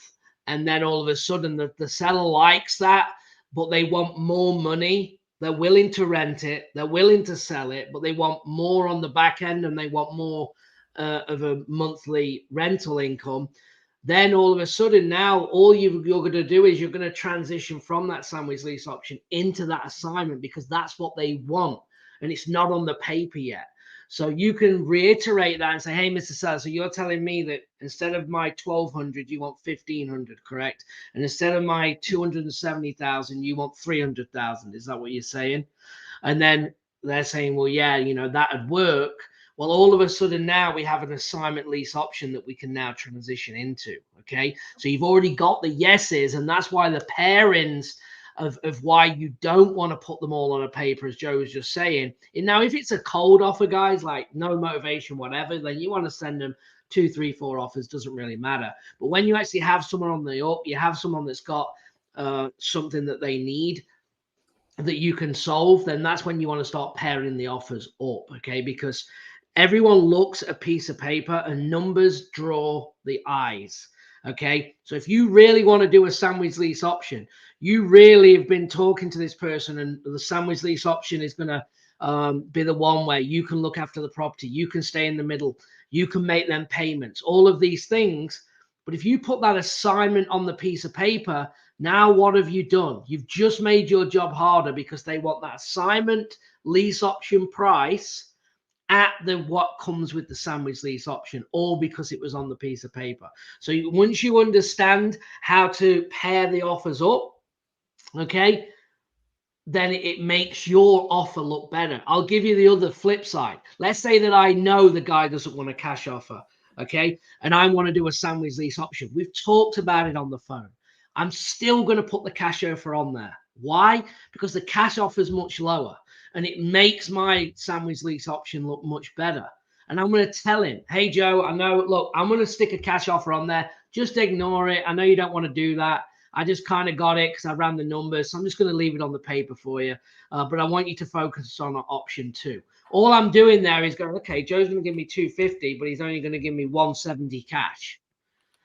So I can make another like 80,000 by doing that. You see how it works, how pairing offers can work. You're still solving the same problem, but pairing offers and positioning is huge. Okay. And again, we're going to be talking about this. We'll do some role plays throughout the 2 days. We're going to start looking at actual deals and saying, right, in this scenario, in that scenario, what offers would you make? Because this is the kind of stuff that you need to get down. And as you get better at this, it becomes easier.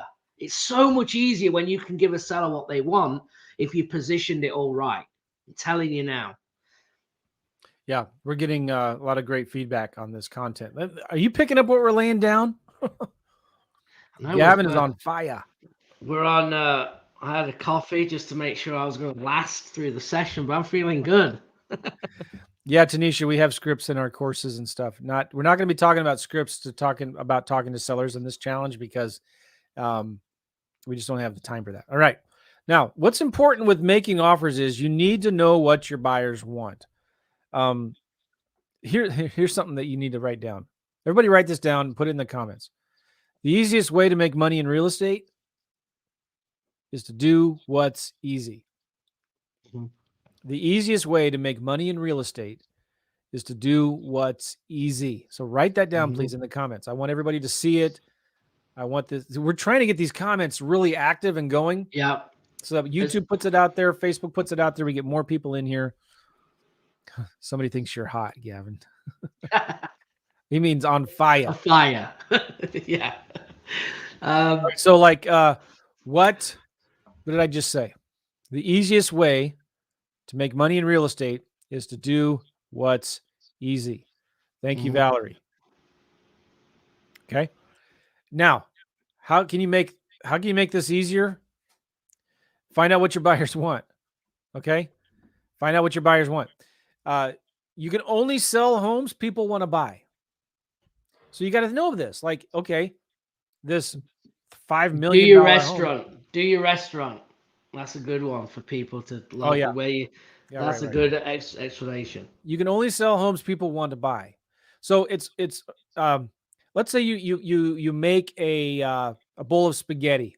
You go down to Times Square in New York City and you start walking around. Now, there are a lot of freaks out there, but let's say you're carrying this bowl of spaghetti around New York City, Times Square, and you start asking people, hey, do you want some spaghetti? Do you want some spaghetti? What are you going to get? A bunch of angry looks and no, I'm not interested. Leave me alone. But what if instead you said you got you got your DoorDash or whatever these delivery services are, and you got the hat on. You say, hey, are you hungry? Would you like something to eat? What would you like? and you take their order and then you go get it for them. Here's the thing.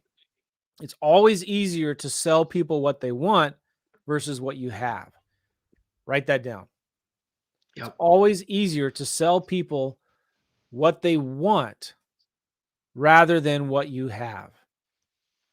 It's difficult. Like, Yeah. and that's one of the problems that a lot of investors have is they find a deal and it's not what the buyers want. Maybe it's a lease option deal. All right. It's a lease option, but you got a deal that's $5 million in the nicest part of town. In St. Louis here, we have this area called Ladue. It's really nice. I jokingly call it the slums of Ladue. So let's say you get a $5 million house in Ladue. Guess what? The pool of buyers that want houses in that area are really, really tiny and small. But instead, I go to the median price. I find out where people are wanting to buy homes, and I go get deals from there. Then they sell like hotcakes.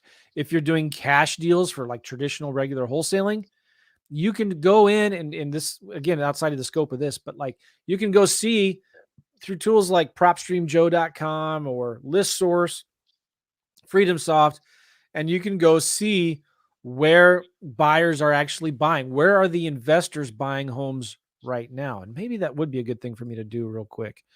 I don't know, maybe not, but like this is something we help with our coaching clients on, is like follow the demand. Where is the demand? Where are people buying and selling homes right now?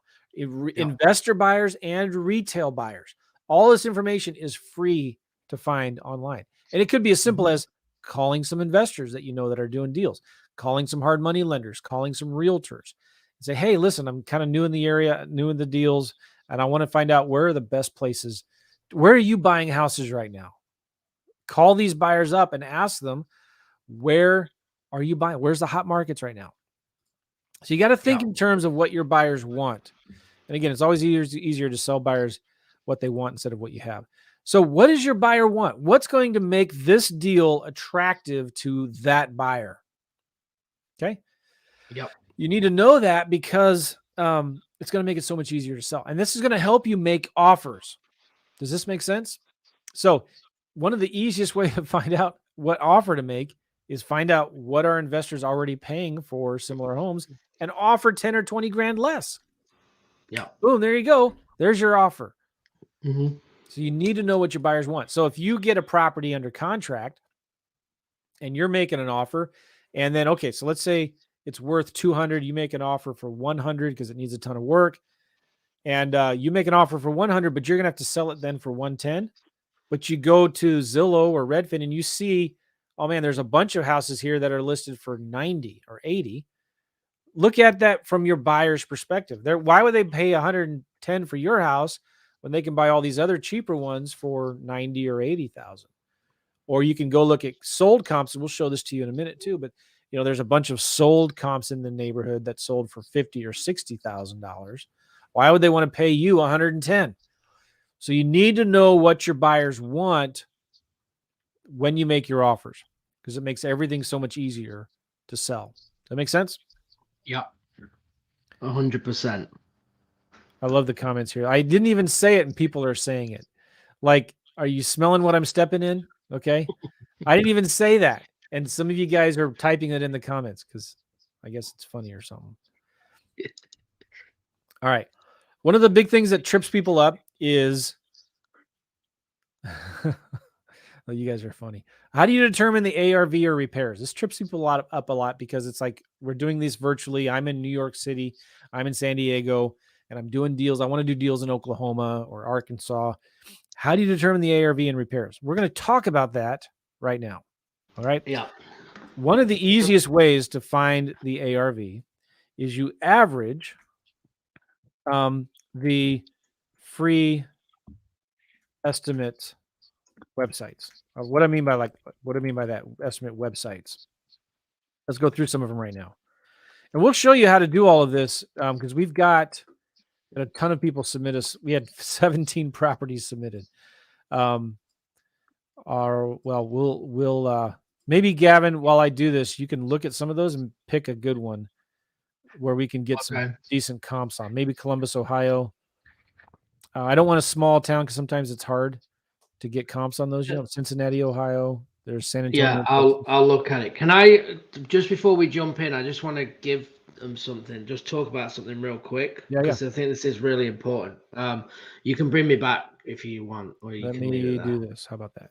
Yeah. So real quick, guys, just want to share a couple of things. I know this is not about sales, but I think this is going to really give you a good foundation of when you're making this offer. So there's 4 like pillars that we talk about in our coaching program, and I want to give them to you of the information that you actually need to find. Okay. Joe, just check Sam's message as well if you missed it. So there's 4 things. So grab a pen real quick. I'm going to give you 10 seconds. Go grab a pen, something to write with, pull a document or whatever. I want you to write these down because if you can get answers to these 4 things, it's going to actually give you, as we go through making these offers today and tomorrow, it's going to help you then understand like what information that you have to what offers that you're going to make by these 4 things. Okay. So number 1 is motivation or the problem. Okay. So number 1 is motivation or problem. So why are they thinking about selling? How long have they thinking about selling? Okay. Find out kind of what's their situation, what's going on. Why would they consider selling this property or this rental? Is it vacant? Is it, them kind of questions to get digging into that motivation and problem. So that is number 1. Number 2 is the timeline. Okay. Really, really important. How quickly do they want to do something? Are they trying to do it yesterday? Do they want to do it in a month? They're not in a rush. They have time. The timeline is important, especially with creative finance, because if the timeline is out, if the timeline is further away, then you potentially might be able to do a creative finance deal, right? So again, the answers to these questions is real, and I'll give you a couple of examples here in a minute. So number 2 is timeline. So write that down. Number 3 is condition. Okay. So the condition of the property. What is the general condition? Is there any major repairs been done in the last 3 to 5 years, like the bedrooms, the bedroom or the bathrooms, the kitchen, right? How old is the roof, the AC? All your major big repair items are the things that you can ask for the condition, right? You're not bothered if it's been painted or not. Every house is going to need some paint, but the big items, again, the roof, the AC, any major remodeling like the kitchen, when was that last done? So the condition is number 3.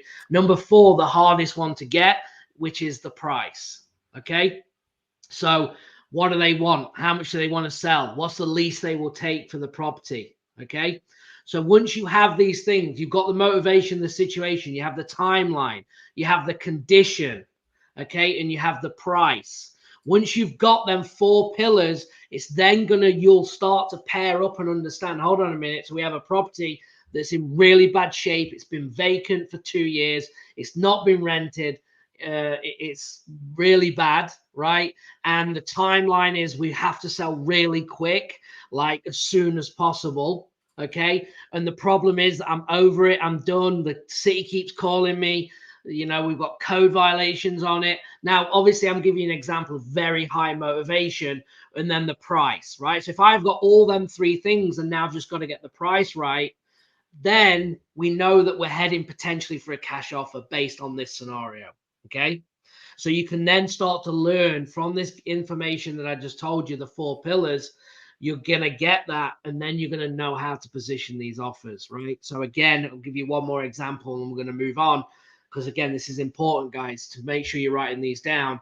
But let's say the motivation is, well, not really in a rush, it's vacant right now, but I don't know, I could sell it, I could rent it. No, not really giving you anything. Timeline, yeah, not really in a big rush. Doesn't really matter. Condition, yeah, it's pretty good. The kitchen's like 3 years old. The roof's 4 years old. The AC's new. Like, no, it's in great condition. But I want X in price. So they want 200,000 for the price, and I'm not taking anything less than that, right? Now, all of a sudden, you've looked at your ARV. We're going to teach you on how to do that. And let's say it's worth 200,000. So we're not really motivated in this. Okay. He wants 200,000. Doesn't really bother. This is where I may do multiple offers, okay? Or I may go one, I might push. Now, again, this comes with more advanced. But I might say something like, well, hey, Mr. I'm going to be honest with you. I'm an investor. We do pay cash for properties sometimes, but that's not going to work for you because you want 200,000 and I'm going to be way under that. And you just said, right, you're not going to accept that any less. No, I'm definitely not. Okay, no problem. Well, look, let me ask you this. If I could get closer to your number, would you potentially maybe be interested in renting it for a year or two with me having maybe an option to buy it at that price then? That wouldn't work, would it? So all I'm doing there, again, in that position is I'm transferring into a lease option or some kind of creative deal, keeping it very simple. I didn't mention owner finance. I didn't mention lease option. I just said, would you be interested where I could make some payments or maybe rent it from you? I'm very vague on it because I want to see reaction. And if he said, oh, yeah, I mean, I consider that if I could get my price, sure, you could make payments and buy it. Cool. Now I know where I'm heading. So the cash offer is not going to work. Now it's going to be the owner finance or, a potential lease option. And then I need to dig, does he have a mortgage and things like that. But why I'm teaching you this is because these answers are going to help you with your offer as we go through this weekend. Okay. So I just wanted to share that with you. And hopefully, that makes sense. So anyway, Joe, back to the LV. Oh, it's really good. And I appreciate you guys writing that down. Motivation or problem, timeline, condition, price. Yeah. You've got to, somebody was asking about a script. We can't give you a script of like what to say. If they say this, then say that. It's just a matter of asking real simple questions and listening twice as much as you're talking. All right. Now let's talk about this. We're going to dive into, You need a property still, Joe, right? Say again. You need a property. I got one. I got one. You got one? Yeah. Okay. You helped me a little bit there with you talking, so I can get into this. Now, ARV, what is ARV? ARV is after repair value. All right. After repair value. That means after the house is fixed up, what would it sell for? And that's going to be helpful when we calculate our cash offer. And we'll talk about that in a minute. The other thing you got to figure out is repairs, and we'll talk about that. So sometimes there's different ways to calculate the ARV, right? So you can, let me just put this here. All right. And you can just look at what fixed up homes are selling for or sold for. So I'll give you some examples of here and what to do this. One of the easiest ways that I found to do this, and this is something you can do in just a few minutes, you can have a virtual assistant do for you. You know how these websites like Zillow, they give you an estimated value for the repair or for the value of the house, right? Zillow, Redfin, Realtor.com, Realtytrack, and PropStream Joe are sites that will do this for you. So let me give you an example. Somebody gave this deal that we posted earlier on a house in Cincinnati. I don't know what area of Cincinnati this is in. Let's look at it here real quick.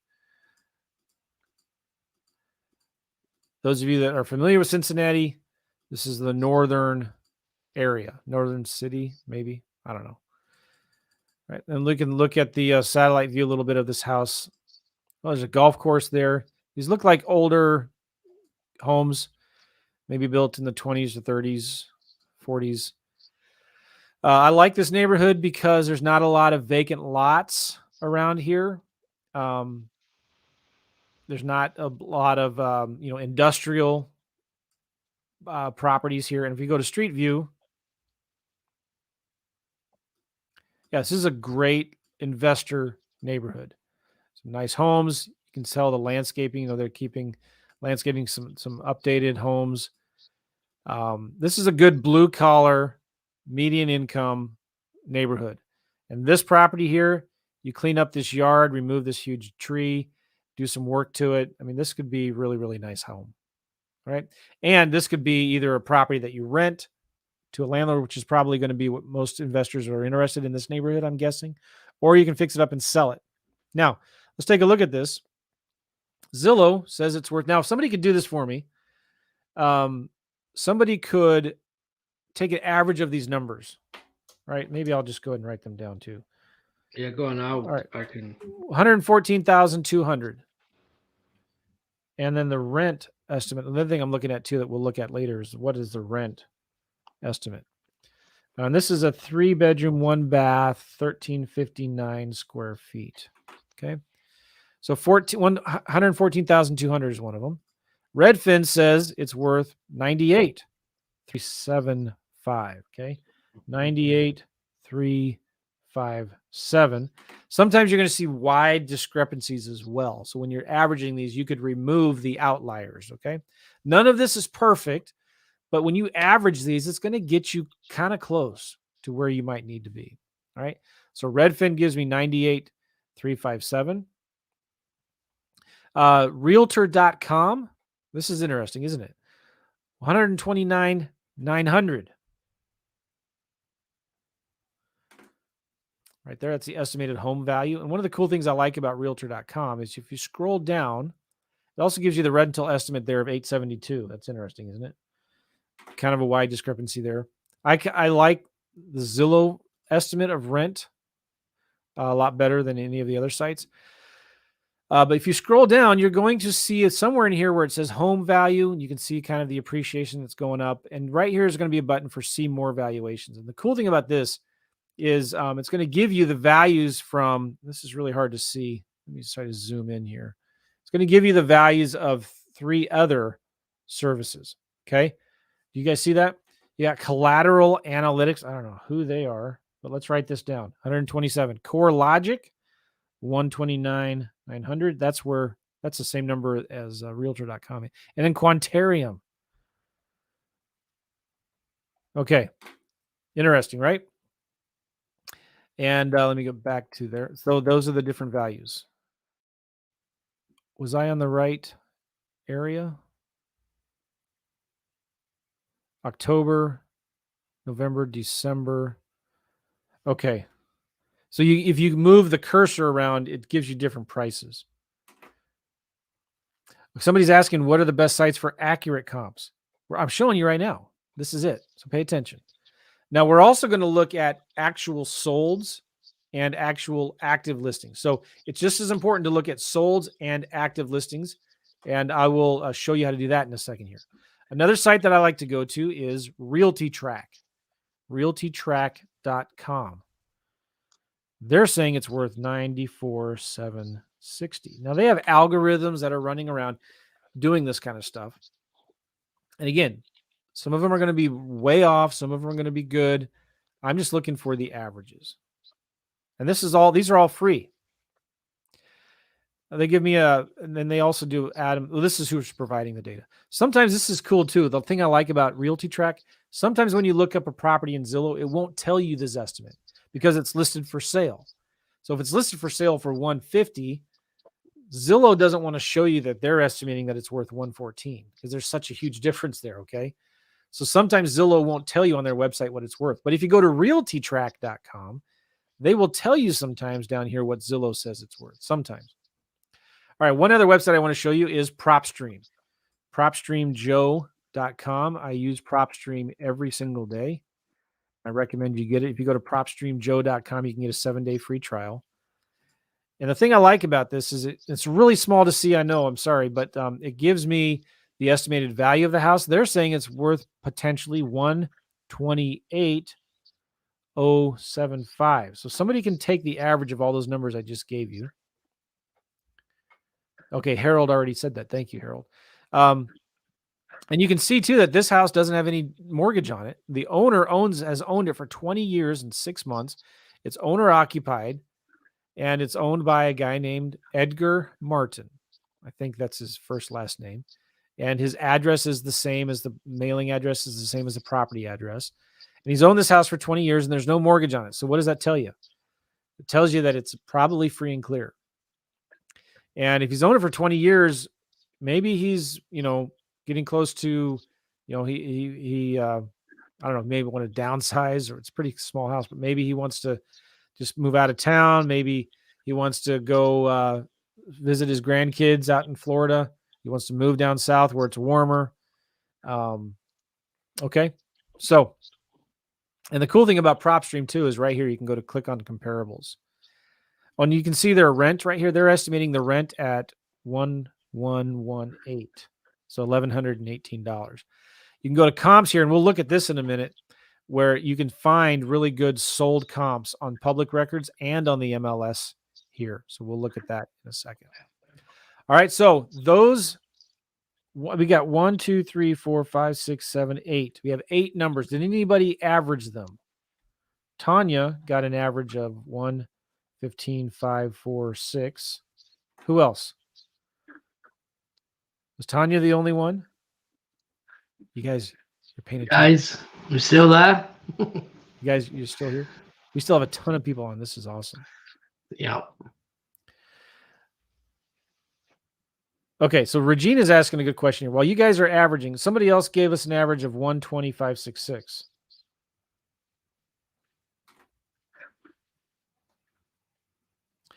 All right, so Regina asks here, you mentioned ARV as the after repair value, but in the example of averaging to get the ARV, you're using estimates from Zillow and Redfin of a property as in the example that may or may not be repaired and may have needs. How does this work for getting the ARV? All right, so good question, Regina. The Zillow, Redfin, they're all giving you estimates of what the property is worth fixed up. They don't know at all what the property, how much work it needs. But they're putting in their estimate of what it would sell for fixed up. It's as simple as that, right? Okay, so we have a consensus on the averages. Somebody's saying here the first 3 gave you 114. The first 3 I had were 114, 98, 129. Okay, got another one, 113. So these are all different. You know what I'm going to do? Let's do this right here. I'm going to do it right here. Real quick. Gavin's eyes are rolling when I start opening up spreadsheets. All right. I thought I really disguised that. Why isn't it showing? Oh, because my text is white. How many of you guys like spreadsheets? Type in the comments. I love spreadsheets. 300 people, not one comment. Oh, give them time. Who loves spreadsheets? The problem is with a spreadsheet is you can get it to say whatever you want. That's true. That's true. All right, so those are the ones I got, okay? And then all we need to do is go equals average. Okay, I got an average of 117, 340. Oh, good. See, look, there's people saying I love spreadsheets. Oh, I love Gavin Timms. Come on now. All right, so, and I know it's really small. Let me zoom in here. So just to prove to you that I'm 117, 340. All right, that is what I might just go with for my ARV. All right. The other thing is, the other way you can do is look at what similar homes are selling for in that area, right? And one of the things that I like to look at is Redfin. So I'd encourage you guys, as you're practicing and playing along with this too, is like get familiar with sites like Redfin so you can learn how you can navigate quickly and find things. So what I did is in this house, on this property, I looked it up on Redfin, and here it is, 1920 Waltham Avenue. And I click on this little map right here. Actually, let me look here too. Sometimes you get it's last sold data here. Sometimes if you scroll down to, this is some of the cool things you can see about this. You can see when it was built, 1932. Scroll down some more. You can see some details about the property from county records or from the last time it was listed on the MLS. Scroll down some more. You can see sale history, maybe a listing history. Public information, cost of home ownership. What I'm looking for is neighborhood. They give you rental estimates here. And sometimes it just depends. All right, so in that zip code, the median list price, the zip code of 4523, and let me zoom in a little bit for you.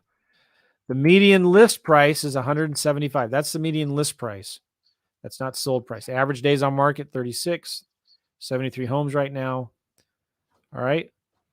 Let's go to the next thing here. This is the city.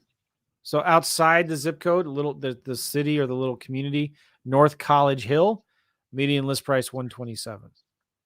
Right? Scroll out even more, that's Cincinnati. But what's interesting here, let's look at Hamilton County. All right.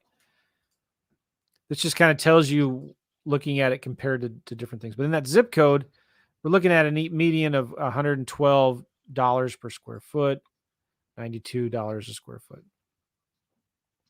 Here's the neighborhood. So there's just a lot of information here that you might find useful. Nearby recently sold homes, 117, 155, 155. I'll show you how to look more into that in a second. All right, let me go back to the very top again. I'm going to click on this map right here, and I'm going to click on this little link that says map nearby homes for sale.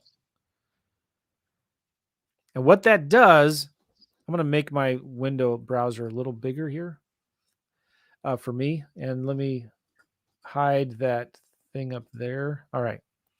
What that does when you click map nearby homes for sale, it puts in that map, that house is going to be right in the center of that map. So when I zoom in or zoom out, it keeps that house right there in the center. So let me zoom back in a little bit here. Okay. And then I see a table over here on the right. I have to zoom in. I know it's really small. Yeah, let me make it a little bigger here. You see a table here on the right. If you sort this table by price from low to high, you're going to see a bunch of properties here. Now there's filters. I'm going to click on filters. I'm going to say house only. And this is a 3-bedroom, 1-bath, 1,359 square feet, right? So I'm going to scroll down here to square feet. And I might do 1,000 to 1,500 square feet. Click C2 homes. And now there's only 2 properties in there. Interesting. One is 110. Now look at this. If the seller tells me they want to sell it for 125, because that's what Zillow says it's worth or whatever, when I'm on the phone with them, I'm going to say, I'm looking at this house just a couple blocks away, and they're asking 110 for it. Now, I'm sure your house is real nice. I'm sure it's probably nicer than this one. But, why would I want to pay 110 or 150 for your house when they're asking 110 here? Or a lot of times, too, the sellers might be talking to you, and they won't give you a price. They're not going to tell you what they would accept for the house. They're not going to give you a price range or anything. So you can ask them, well, I'm looking here and I see, I'm going to zoom out to get a few more. All right. I can see here, Mr. Seller, there's a house that down the street that's for sale right now for 110. This is a house actually for 110 right here. There's only one picture. Are you kind of in that price range a little bit? Now, if you want more properties, maybe you remove the square footage or you make it a little bigger, 750 to 1750. All right. Oh, you can see now, look at this house down the street for 89,000. Now, this is way smaller, but you can say, listen, Mr. Seller, I'm seeing some houses in the neighborhood that are currently listed for sale right now for like 89.9, 110, 149. Is that kind of the price range you're looking at? It's just a real simple little shortcut to find where the seller is at in their price range, okay? But I can see here, this is my competition. Here's a house that has been on the market 30 days that hasn't sold yet for 110,000. So, my house, am I going to be able to sell it for 110? If this one hasn't sold, it's very similar. If it hasn't sold in 30 days. I'm thinking, yeah, man, I'm going to probably need to sell my house for maybe 90 if I'm going to want to sell it quickly. Because I'm putting myself in the mind of my buyer. What is my buyer going to think when he looks at my house and I'm trying to sell it for 120 and this one's available for 110? Do you see what I'm talking about? All right, let's zoom back in because remember that house is in the center.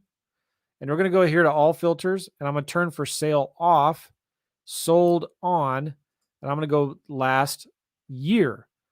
I like looking in the last year because that's when I get the most comps. I click C91 homes. Now, a lot has happened in the last year. I get it. Let's zoom in again because there's 91 homes. When I zoom in, now there's 32. So I've kind of getting more and more properties. Now, this is really interesting. Look at this. Now, these are real small homes. Some of these are like 900, 800 square feet. So let's go to filters, and let's do 1,000 square feet minimum. I'm going to click C. Now there's 20. Okay. And this table on the right, I can sort it from low to high. And these are things, once you get good at this, guys, you can do this while the seller's on the phone. So Gavin, you're muted right now, but let's say you're talking to a seller. Let's role play for a second here. I think this would be helpful for people. Okay. I'm going to be the homeowner. All right. And you're going to be the investor. We're talking on the phone, and you're going to ask me about this house, and you've got this right here on the screen. All right. Let me zoom in a little bit so you can see it better, maybe. All right. I can drive you. I can take over. I can share my screen if you want. Do you have this property up? I do, yeah. I looked at it on Zillow. Does that matter? Zillow or Redfin, yeah.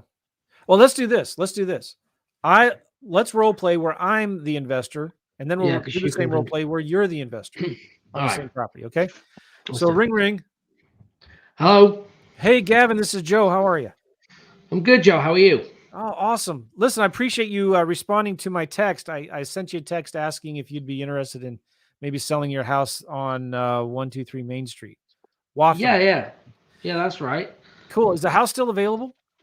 It is. Yes. Nice. Do you mind if I ask you just a few questions? It'll take a few minutes. I can ask you some questions about the house and see if maybe I can make an offer on the house or something like that. Would that be all right? Yeah, no problem. Nice. Okay, so I'm looking at it here. It's a 3-bedroom, 1 bath, about 1,400 square feet. Is that right? Yes, correct. All right, nice. Do you live in the house now, or is it a rental property? Yeah, it was a rental. Yep. Okay, nice. All right. And how long did you own it? I'm just curious. I've owned it for about 12 years. Wow. Okay. And is it vacant now? Is a tenant in it? I still have a tenant in there. Yeah. Okay, nice. And how long has that tenant been there? I'm just curious. Probably about 3 years. 3 years. Okay. Mm-hmm. Is it in pretty good shape? Yeah. I mean, I've not been in it for 3 years, but we did some updates and stuff before the last paint, carpet. We had a new roof put on, things like that. Nice. Yeah. Okay. And what's the neighborhood like? I don't live in Cincinnati. I'm actually in St. Louis, Missouri right now, but we're starting to buy more homes out there. What's the neighborhood like? It's good. I mean, it's just a rental neighborhood. A lot of rental properties in there, but yeah, it's nice. It's quiet. The school district is good, so a lot of people want to live there. Okay, good. It sounds like a nice house. Sounds like a nice neighborhood. Why are you selling, if you don't mind me asking? Yeah, just real quick, are we on for sale by owner? I forgot to ask you that. No, you responded to a text that I sent. Oh, a text. Okay.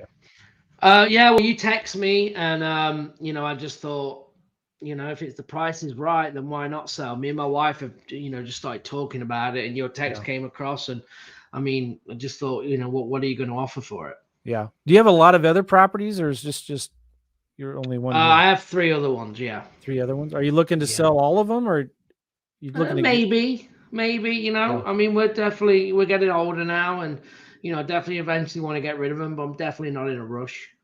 Yeah, so you're not in a hurry to sell this thing, and you're not going to give it away, right? Mm-hmm. No, I'm not. Yeah, for sure, not going to give it away. Okay, all right. No, by the way, I'm not an agent, but if you want to sell it, why don't you just list it on the MLS? Why have you called a realtor yet? No, I haven't. I mean, like I said, you text me, and I just thought, well, if the price is right, I might sell. I got a tenant in there, and he's paying. Okay. He's always on time, so yeah, I'm not in a rush. All right, nice. Let me just ask you some questions about like what condition the house is in. When was the last time the kitchen was updated? Kitchen's probably about 7 years. Okay, and the roof? 3 years. All right, and what about like HVAC and all that stuff? That's probably about 4 years ago. Okay. And if you don't mind me asking, has the tenant been taking care of the home, or do they call you all the time for? We've had no calls. So hopefully so. No calls. Nice. which is good, and they pay on time. And how much time is left on the lease? Probably about, well, they're actually on month to month right now. Okay. And what does it rent for? We're actually probably under market right now. We probably get about 1,100. Okay. Do you think it can go up, or is that like how much do you think it could rent for? Maybe another 100 or two, but I have a good rent. I don't complain, so I'm happy where Nice. it's at. Nice. Do they want to stay there, or do you think they would be open to like signing a year-long or a 2-year lease? I don't know. I mean, they've been on a month to month since the first year, so we've just gone over 2 years of month to month. So okay, I'm not talked to them about it. Well, if I buy it, I'd like to come in and just fix it up, maybe rent it again or something. But what do you think it would take to get the house fixed up and make it look nice? I don't know. Like I said, I've not been in it, but I definitely don't want anyone going in there and freaking the tenant out or anything like that. Do they know you're selling it, or you No. maybe might sell it? No, I mean, literally just got your text, and my wife were literally talking about it last week. Okay, all right. Well, have you thought about what you would sell it for? What price you'd sell it for? I don't know. What would you want to buy it for? I don't know. I've not seen it yet. Just kind of looking around in this neighborhood. Do you have any idea, any price range that you've thought of, or do you know what similar homes are selling for in the neighborhood? I haven't looked. No. I mean, you must have a price in mind, right? Yeah, maybe. I'm just looking here at Redfin, and I'm seeing some properties that sold in the neighborhood for like 60, 63, 67 in the recent past. There's homes real similar to yours, like 1 or 2 blocks away. Mhm. That's not something that you're looking at, is it, in that price range? Nah, I think I'd want more than that. Yeah. How much more? I don't know. I mean, I don't know. I'd have to look, but I think I'd definitely want over 100 for it. Okay. How'd you come up with that number, if you don't mind me asking? Just a gut feeling. Yeah. Mhm. I'm looking here. If I look for similar homes that are actively listed for sale in the area, I see some that are listed for sale for off role play here. I wasn't ready for that. Here's a house that's listed for 110, right? But let me say this. Let me rephrase it. Okay. Back on role play here. Now you messed me up. Now, by the way, when we do these role plays, all right, this is great practice. It's great practice for me. Gavin is much better at this than I am. No, well, and me. I mean, it's good. I mean, we keep it in. We're just, we don't have the answers. We don't know what each other's going to say, and we're trying to keep it where it's not too easy. It's not too hard. There's much harder role plays for sure. All right. So back on role play here. So Gavin, I'm looking here that similar homes are selling for like that 50, 60, 70 range, and you're at 100. But let me ask you something. If I could pay you cash and I could close in like 1 or 2 weeks, what do you think would be the absolute lowest you would take on it? I mean, I'd have to look. I don't know. I mean, are you going to do it without even seeing it? No, I have somebody that can come look at it.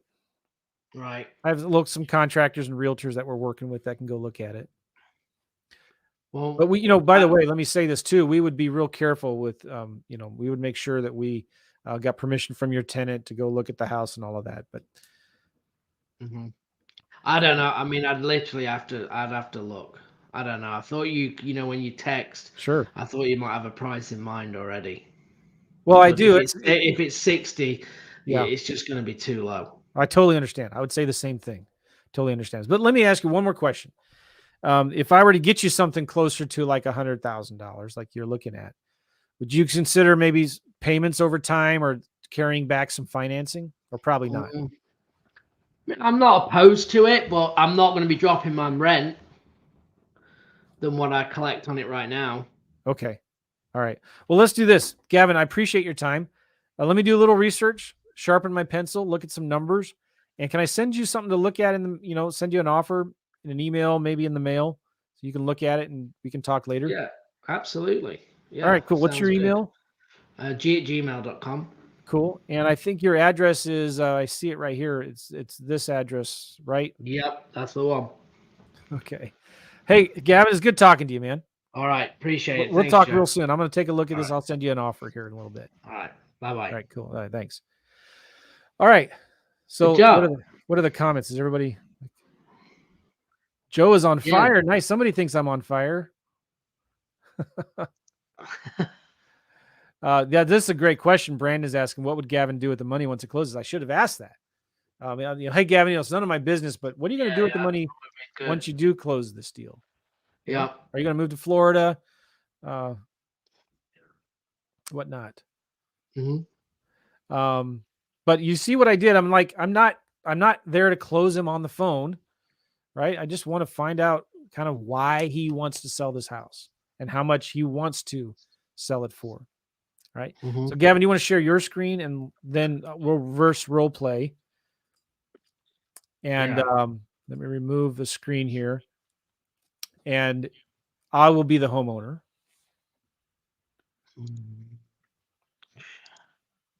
And so you guys are making some good comments here. Definitely not a motivated seller. So what would you guys put him on a scale of 1 to 10, 10 being super motivated, 1 not being very motivated? Where would you guys put him in there between a 1 to 10?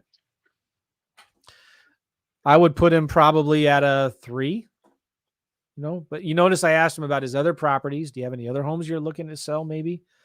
And what I should have asked him, are you looking to buy more properties? Maybe I could have added him to my buyers list, right?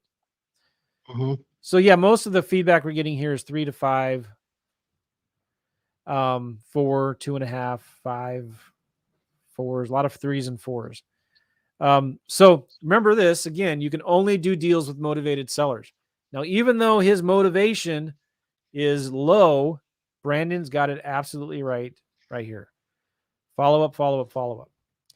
And you see, most sellers, they're not going to just come out in that first call and say, yeah, I'm motivated. I got it. I'll sell this thing. I'll give it away. Please buy it from me. They're not going to do that, right? You have to build a little bit of relationship, follow up, build some rapport, and make the offer multiple times, because this seller no means not yet many times in this business. So he may say no now, but after a couple, 3 months of follow-up, after that tenant who's month to month all of a sudden stops paying, or maybe he hasn't even told me this yet. He's been getting a lot of calls to fix different things. The tenant's getting frustrated. Maybe the tenant hasn't paid rent in 9 months. So I'm going to be making offers. Now, on a scale of 1 to 10, maybe he's a 3. I might send him a cash offer and an owner financing offer and maybe a lease option offer, right? I'm going to send him multiple different offers. But if he's motivated, if he's like a 6 or 7 or 8 or 9 or 10 or whatever, I'm going to find out really what he needs, and I'm going to make him just one offer. All right. Are we good there, Gavin? Yeah, we're good. I was just looking at a few comps here. So, Keep the comments coming, guys. We want to make sure you are participating. And are you picking up what we're laying down, So Scotty says Gavin's a closer. Can't disappoint us. I don't know about that. All right. I don't know about that. So with texting again? Yeah. So I got your text. Okay. All right. So ring. Hello. Hey, Joe, this is Gavin. We're just texting back and forth about your property. Hey, Gavin. How are you? Yeah, good. How are you doing? Awesome. You got a minute? Yeah, quick one. Okay, I just need 3 or 4 minutes, Joe. Just got to ask you a few questions about this property. So, look, I'm at a state right now. I'm actually in Savannah, Georgia. I'm looking for a rental property in this neighborhood. So I came across. You said you might be interested in selling. So I just wanted to find out a bit more about the property to see if it's something that we can work out. Does that sound all right? Yeah. Okay, awesome. So is this this one here? Looks like I'm just pulling up Zillow, Joe. Sorry, as I look at this, it looks like a 3-1. Is that right? About 1,300 square feet? Yeah, something like that. Okay. And is this you living here or is this a rental? No, it's a rental. Okay. Is it vacant or have you got a tenant in there right now? No, I got a tenant. Okay, cool. And how's the tenant, if you don't mind me asking? They've been there 4 years. Yeah. Have they been paying on time through COVID and all that? Yeah, pretty much. Okay. You sound like you might get a lot of calls. It sound like maybe a bit of a hassle for you. Man, you guys, my phone is lighting up. I get postcards. I get tons, like Texts. 5 every day. I get 500 text messages a day. Yeah. Yeah. It's Well, crazy. yeah, How'd you it get my is. phone number, by the way? It's crazy right now. I use this software, Joe, and it like pulls these numbers and stuff. And look, I'm gonna be honest, I text and find out who's interested in selling, but I'm all about getting on the phone. You know, the main difference is between me and a lot of the people that might reach out. What's that? I'm actually gonna buy this, okay, if we can make the numbers work. Oh, I like So I that. can make it real, simple for you, but it's got to work for you. Okay. So let me ask you. So this thing's rented, right? You've Yeah. had the tenant for 4 years, you said. Sounds like through COVID, maybe he's not been making some payments. Sounds like it could be a little bit of a hassle. When was the last time you did any major remodeling to the house? Oh, it's, I don't know, 5, 6, 7 years ago. Okay. We did some updating in the kitchen and bathrooms and stuff. Okay. How was the roof? Probably 10 to 15 years. Okay. Do you think they might need a new roof right now? No, I've not. No, I think it's all right. Okay. So it needs a little bit of work. The tenant's paying kind of sometimes. I get it. I got some of them as well. I know it's a bit of a nightmare. You're interested in selling, Joe. So I guess you probably have a number at mind. No, I mean, I keep on getting calls from the investors, and I'm not going to give it away, but yeah, if the price is right, I'll sell it. What would you say giving it away is? What's that number? Oh man, I have no idea. What are homes selling for in that neighborhood now, anyway? It's funny. I'm actually just looking. Actually, about 2 doors down, looks like one sold. That's also a 3-1, very similar size to yours. Let's have a look here. It looks like it was bought from probably an investor back end of last year for about 45,000. Is that kind of a number that you might consider? No, that was probably some foreclosure or something like that. Right. Yeah, maybe. I mean, like I said, I'm just having a quick look here. I'd have to run some more numbers, but are you saying 45,000 wouldn't work? No, I don't think so. How close do you think are we to that number? I don't know. I bought it for about that 20 years ago. Oh, okay. Okay. Well, I mean, if we could get closer to that number, if I could come up and just take the headache of the tenant, kind of take over as is condition, you can leave the tenant in there, and we could come up with a number that might work for you. I mean, how high would you go over that 45? I don't know. Why don't you just make an offer? I'll look at it. I got to talk to my wife, and Yeah, honestly, it I makes don't sense. know. Okay. Okay. And how quickly, if we could come up with a number that would work, how quickly would you want to see something happen, ideally for you? If an offer's right, yeah, I'll sell it. The tenant's month to month, so yeah, the offer's right. Okay, so I mean, we're now the 15th. Obviously, Christmas coming up. If I could close by the end of the year, not saying I can, but if I could, is that a type of time frame you'd be working to? Now, well, I mean, no, I probably maybe in January sometime. I don't know. Okay, okay, no, that's good. That's good. All right. Well, look, I just seen this one, like I said, a couple of doors down, and someone's gone in and fixed it up. Looks like they put a lot of money into it. So let me look at this, okay? And we can get back on the phone either later today or first thing in the morning. But I do want to ask you this. You mentioned your wife. Do you think she might be available as well to jump on the phone or be with you when we talk again? Yeah, maybe depends, on the time, but I can yeah. work around your schedule. Here's the reason I asked that, Joe. Obviously, it's just like my wife. I can't make a decision on my own, right? And I'm sure she might have a question or two. So I want to answer anything. She can ask me questions and make sure I get everything answered. That's the main reason. Well, yeah, I mean, just I don't know. I'm just shoot an offer, but man, like I'm not going to give it away. We're not in a super hurry to sell. Mm-hmm. And I got some other properties that we're just cash flowing. I'd kind of like to sell them if the price is right, but I understand it needs work, so it's got a tenant in there. Obviously, I'm not going to do you have give it any away. It's funny actually. You beat me to my last question there. But any of these other properties that you have, is any of them more of a headache for you? Any of them vacant? Anything like that? Well, yeah, I got a property not too far from there that a little smaller that I'd be more interested in selling that one maybe than this one. Okay, all right. So off role play, I'd now get this address. I'd go down that and get that information. Okay, guys, I'm not going to do it right now to drag it on, but that's now he's given me that lead. That's where I would go to, and I'd still circle back around to this lead. But I do want to ask one more question after I've done that. Joe, just something you said at the start of this call. It was kind of funny. You said that you've been getting a lot of postcards, a lot of texts and calls. I'm just curious, why are we having this conversation right now? Well, you sent me the text, and maybe I thought you were interested in buying the house. Well, yeah, but I mean, I thought you had a ton of other. So are you talking to everyone, or was it just Oh. something I said? Well, no, you just got me at the right time. I got your text. Oh, okay. Well, yeah, I mean, obviously, I know it's going to be a lot of hassle. You're still going to get text messages and postcards and all them things. But if I can, help you out and kind of make this easy for you if you don't want to sell right now, when you do, I'm here for anything. Okay, so you can reach out if I can help in any way, you or your wife, you just let me know. Okay. Okay. All right. Cool. All right. I appreciate it. So I'm going to call you tomorrow. Okay. Let's say 9 a.m. And we'll look at the property, the new one that you just gave me, and I'm also going to make the offer on the 1920 house as well. All right.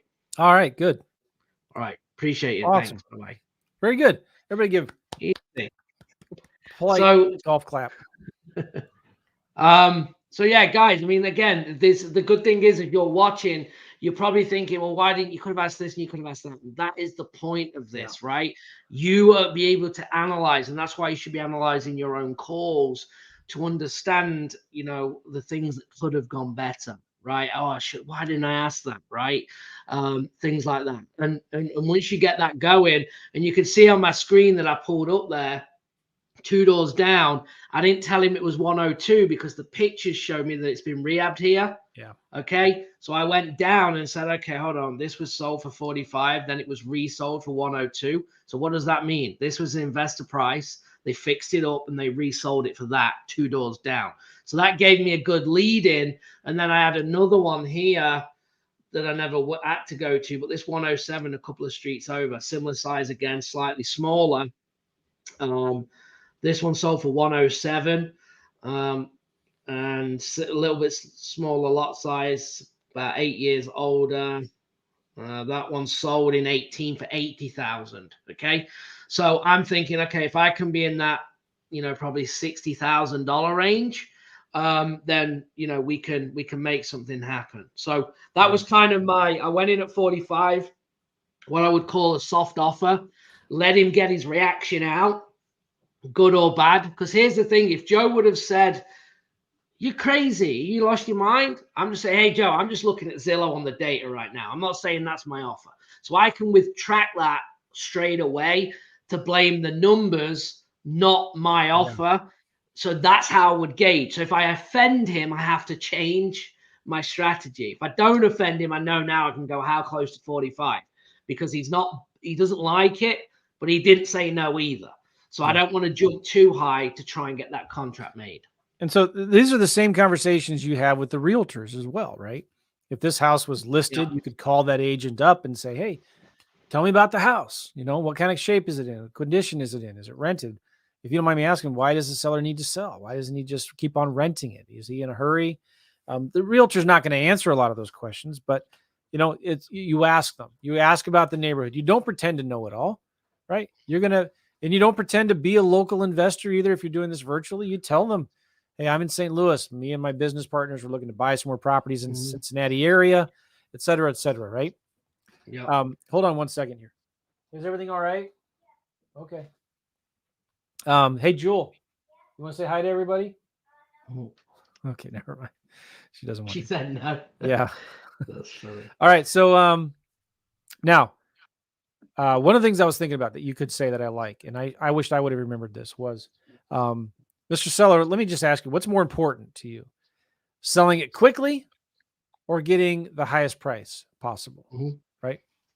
You want to say hi? No. All right. So that will tell you, what's more important, what their motivation is.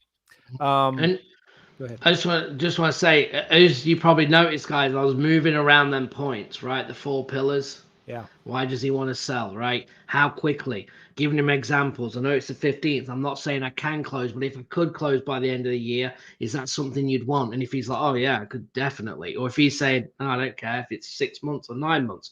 Okay, cool. So time's not urgent. These are the questions of feeding this in to then know where I need to go in terms of, all right, I can bring that offer up. I can raise that price if you're going to willing to give me more time over payments. And this is so important to understand because our motivation, that we both did there was, hey, Jewel, just say hi. Hi. There's Jewel. That's my 10-year-old. Hi, Jewel. All right. So our motivation is like a 1 to 3 or 4, right? Out of 10. That does not mean we are not motivated necessarily, right? Or we may not be motivated now, but we will be in a couple months. Or we're just lying. We don't know who you are, right? And so you still need to make the offer.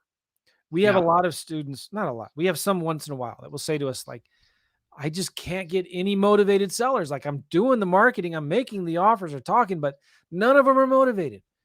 And that's normal.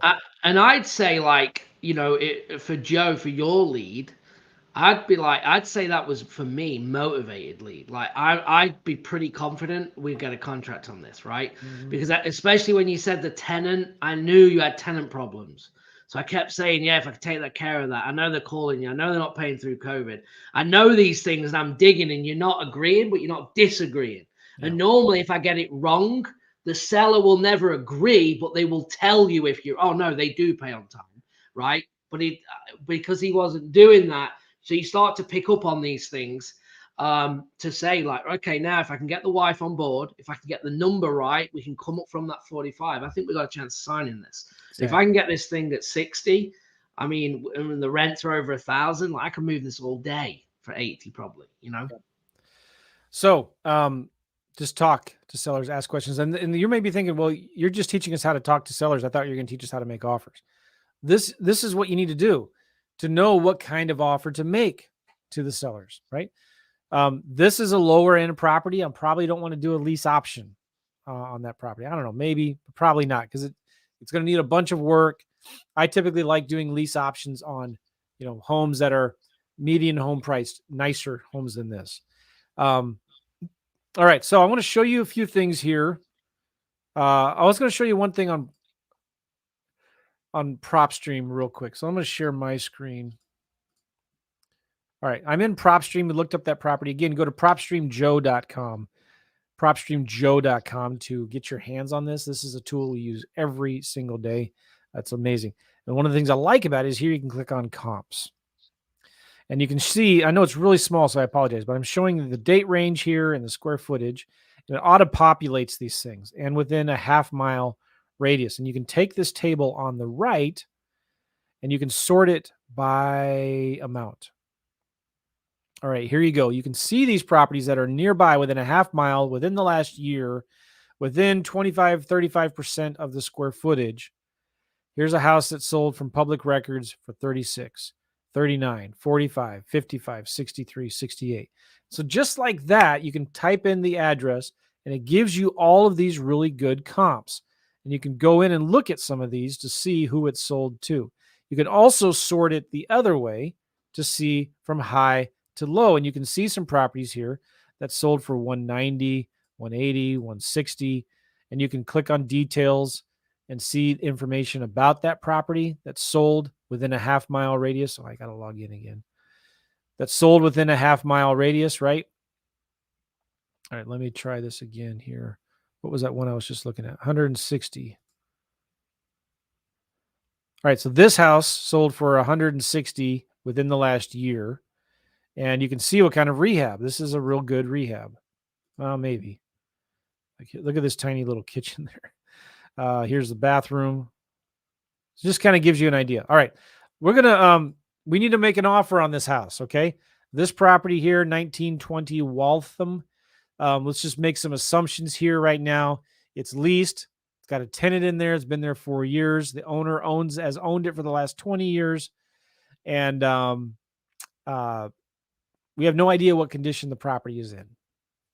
Okay, chances are, just kind of from experience, and you'll learn this as you go, it's probably going to need, I'm guessing, just gut check right now, 20 to 30 grand to get it rent ready.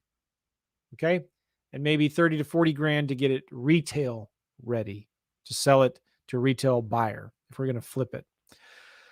So let's talk about repairs real quick.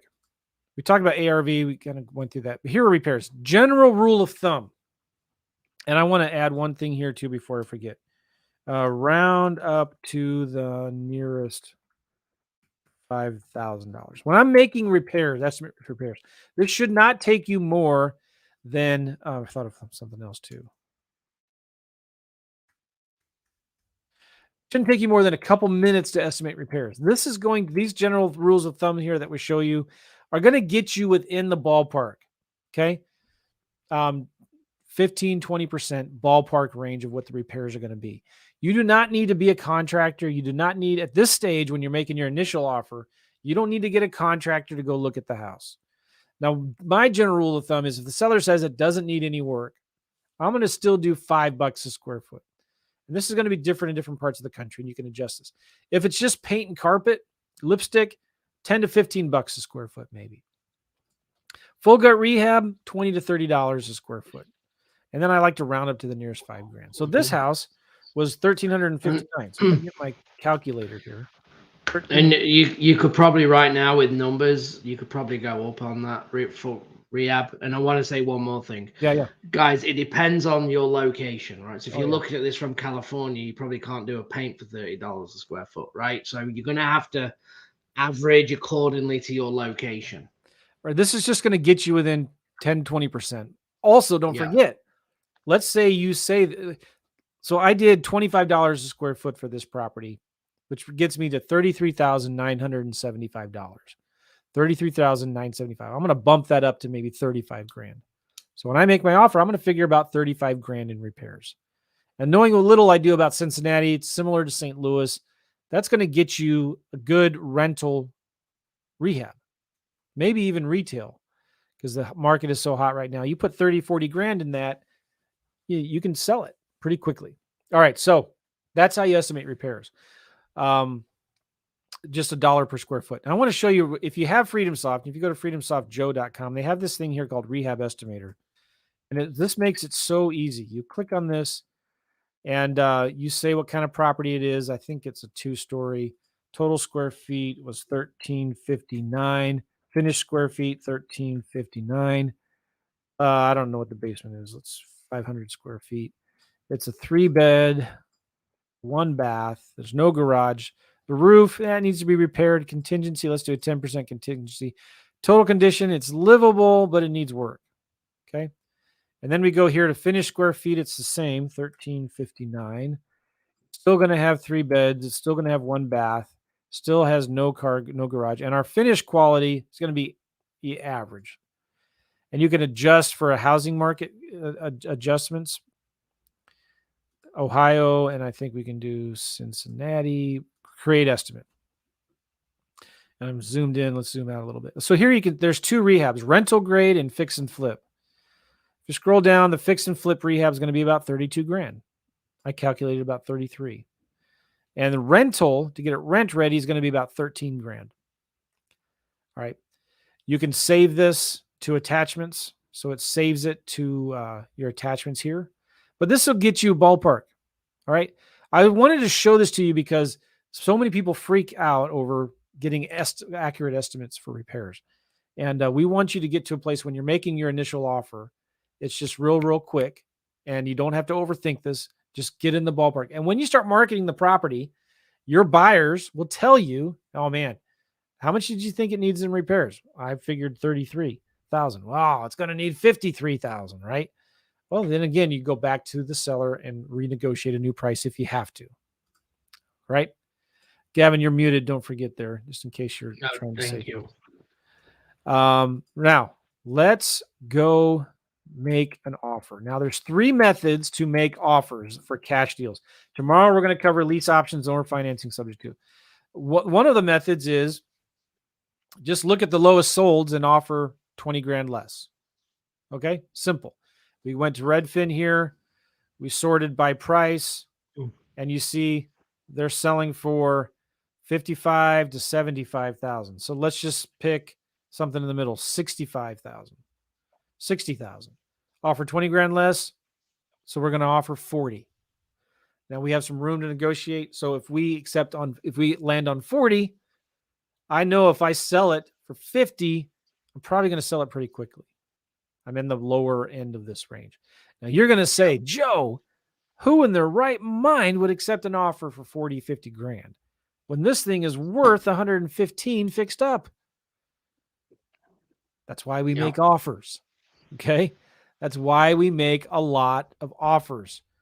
Of course, most sellers are going to say no to your first offer. That story I told you of the seller who said yes to the number I pulled out of the air, that is very, very rare. Most sellers are going to say no. Sometimes what happens is you make an offer, they say no, they get mad.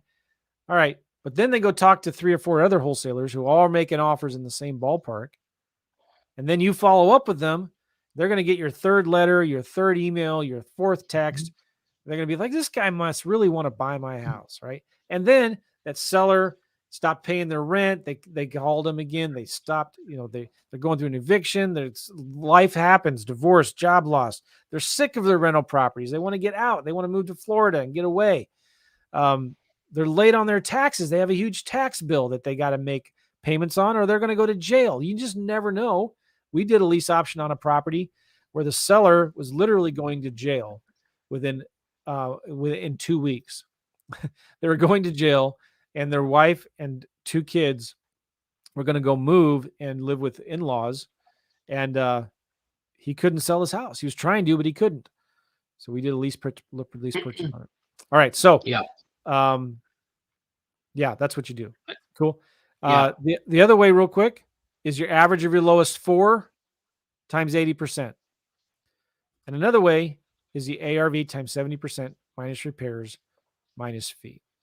All right, now I'm going to walk through real quick here, and then we're almost done.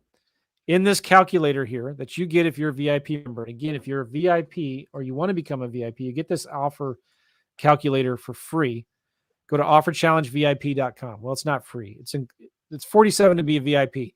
You get an extra coaching call with us on Friday that we're doing. We're going to answer all of your questions.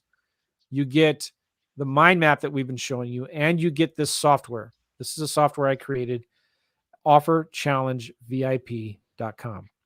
So in here, you put your information. Let me zoom in a little bit so you can see this real good. You put your information in here. You put the property information. I'm just going to do this real quick. Your Smith, Main Street, City, Cincy, Ohio, zip code, something. Okay. Seller's mailing address, Lily Street, Austin, Savannah, Georgia. All right. I'm not saying this hillbilly's here, by the way. Now, this is what helps you kind of do the ARV. Now, remember, we were doing this before. I'm just going to go through this real quick. 114,200. Redfin. I don't remember. I'm just doing some quick, dirty math here. We did Realtor.com. Realtor.com, I don't know, said it was 127. And we did PropStream, I think, right? PropStream for, I don't know, 128,075. The average comes out to 116,912. So now it asks you, what ARV do you want to use? Let's just do 117. So fixed up, this property would sell for 117. Click next. Now there's 2 different methods that this software does to help you calculate your cash offer. And by the way, you can do this on a napkin, on a piece of paper, a yellow pad. You don't have to have software. You don't have to have spreadsheets to do this. You can do this with a pen and paper or a calculator. Okay. So there's two methods. Number one is the ARV times 70% minus repairs minus fee. And method two is the average of the lowest solds times a certain percentage. Okay. So we always want to be at about 70%. The square footage on this house was 1359. Repairs price per square foot. Let's do $25 a square foot. That's 33 grand. And we want to make at least a $10,000 wholesale fee. So that gives us method one, a cash offer of about $37,925. Man, it is really windy out there. My door, hear it. my deck's gonna. I can hear it. Like it's gonna bust in. Okay, that's method one. Method two is the average of the lowest solds, and you can put addresses in here if you want. But I think we were at like 55,000. The other one was like 62,000. The other one, remember we did that here in Redfin? Yeah. And we did it in 74 Redfin and was it, PropStream. Okay. 63, 67. 67. Did one more. It was 63. By the way, this is something you could have a virtual assistant do for you.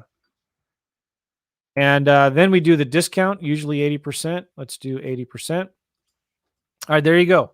So we have two cash offers, and it's normal to have, sometimes they're close, sometimes they're different. Then now as you look at your gut check, 37,900 or 49,400. What I like to do sometimes is then look at Zillow, look at Redfin. What are similar homes selling for? You know, there's a similar home selling for 100,000 right now. So maybe I'll go with the higher one. Which one did you go with, Gavin? Well, I'd get on the phone and feel it out. But if this in this instance on this particular property, knowing the ARV, I'd probably out of them two, I'd just split it in the middle. I'd probably do about 42. You just type that in there, 42,000. Earnest money, that's just money you put down up front. I normally do $1,000. I'm gonna give them a deadline of the 17th. All right. Boom. Now, the next thing it walks through with you, and we're going to do this tomorrow, is the lease option and owner financing. By the way, can everybody still hear us and see us? I'm getting our internet. Yes, is low. it's you're good. You're fuzzy, but the screen's fine. Your screen share's fine. All right, but you're fuzzy. We'll chop. Hurry up here.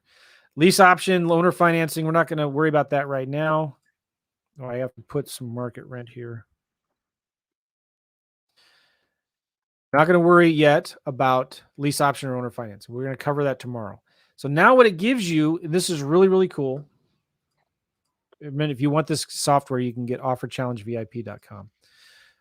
It's going to give you some letters and proposals. One of them is a 3-option letter of intent of cash, sandwich lease option, owner financing. Another one is cash, sandwich lease option, wholesaling lease option.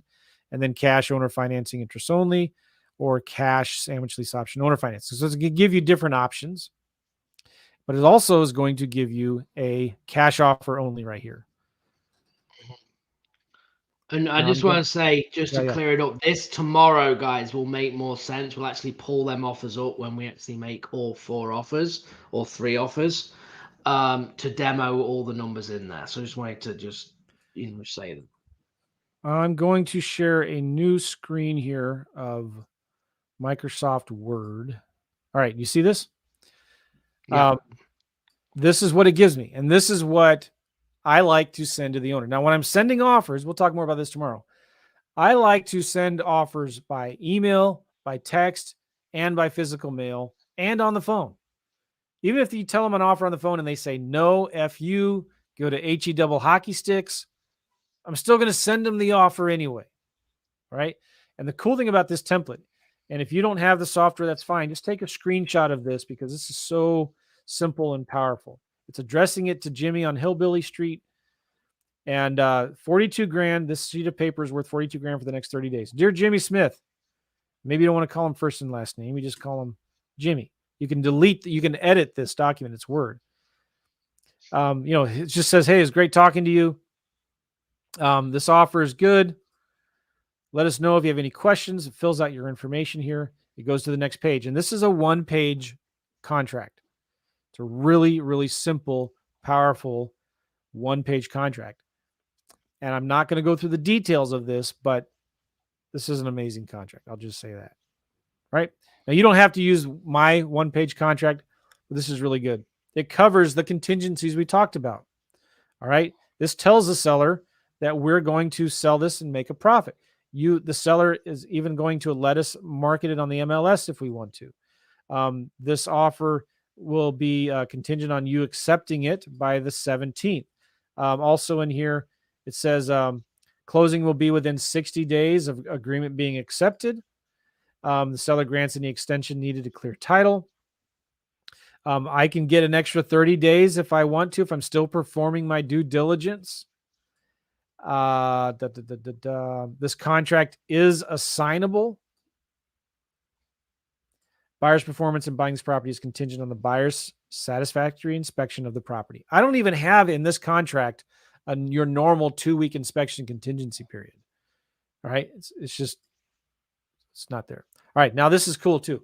The next 2 pages, this is a 4-page thing. The next 2 pages, it just says, here are the benefits that you'll experience when you sell your property to us. Now, again, this is an offer that I'm going to send to the seller in an email and in the physical mail. All right.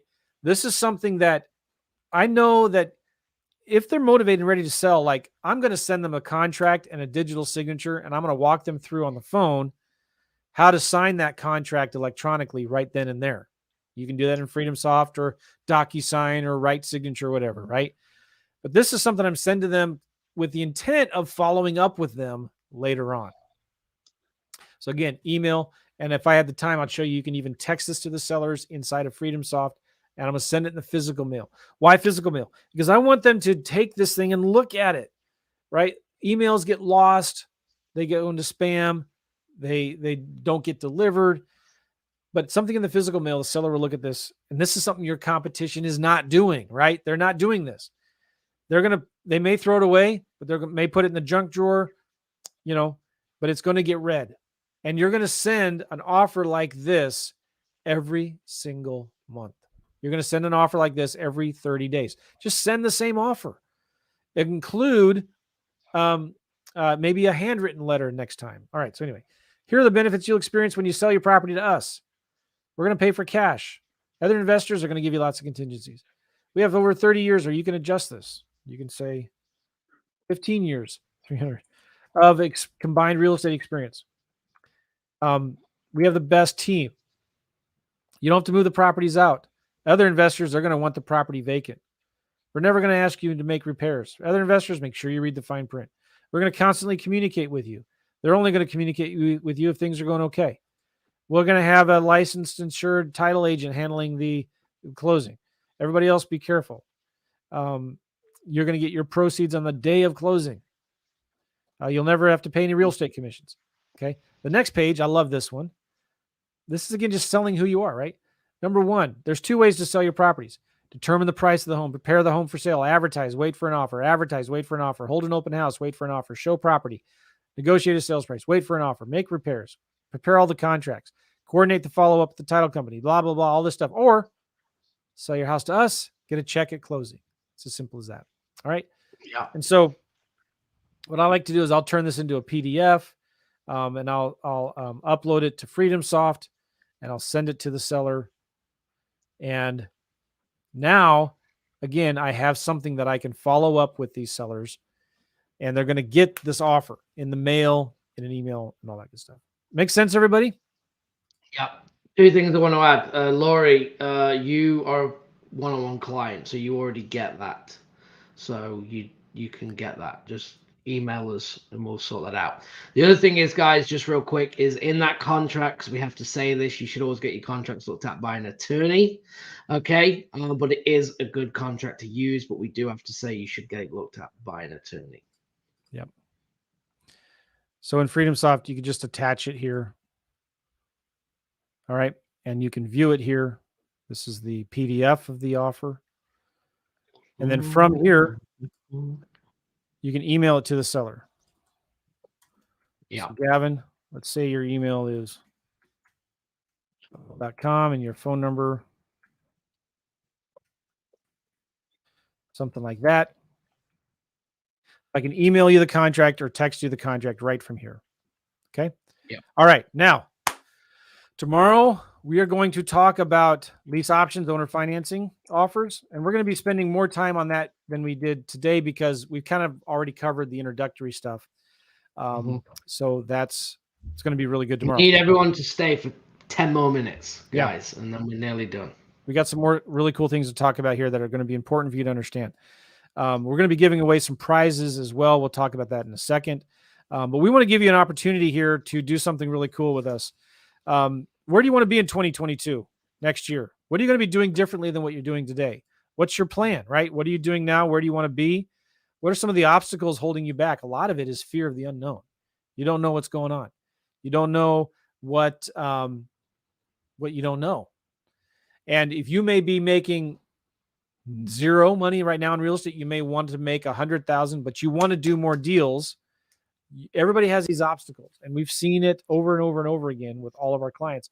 The most common obstacles and things that they are facing. Where are your leads going to be coming from? What kind of systems are you going to have in place to follow up with all of these offers that you're making? What's stopping you right now from making more offers? We want to help you with that, and we want to help you. It's super cool. So let me talk about this. We are offering a 4-week accountability program. And I'm going to put the link up here right now if you are interested. Okay. It's theofferchallenge.com/accountability. Dana or Gavin or somebody, if you could please put that in the comments so people can click on it. This is a challenge that we're doing. That's only going to be 4 weeks and it's only $500.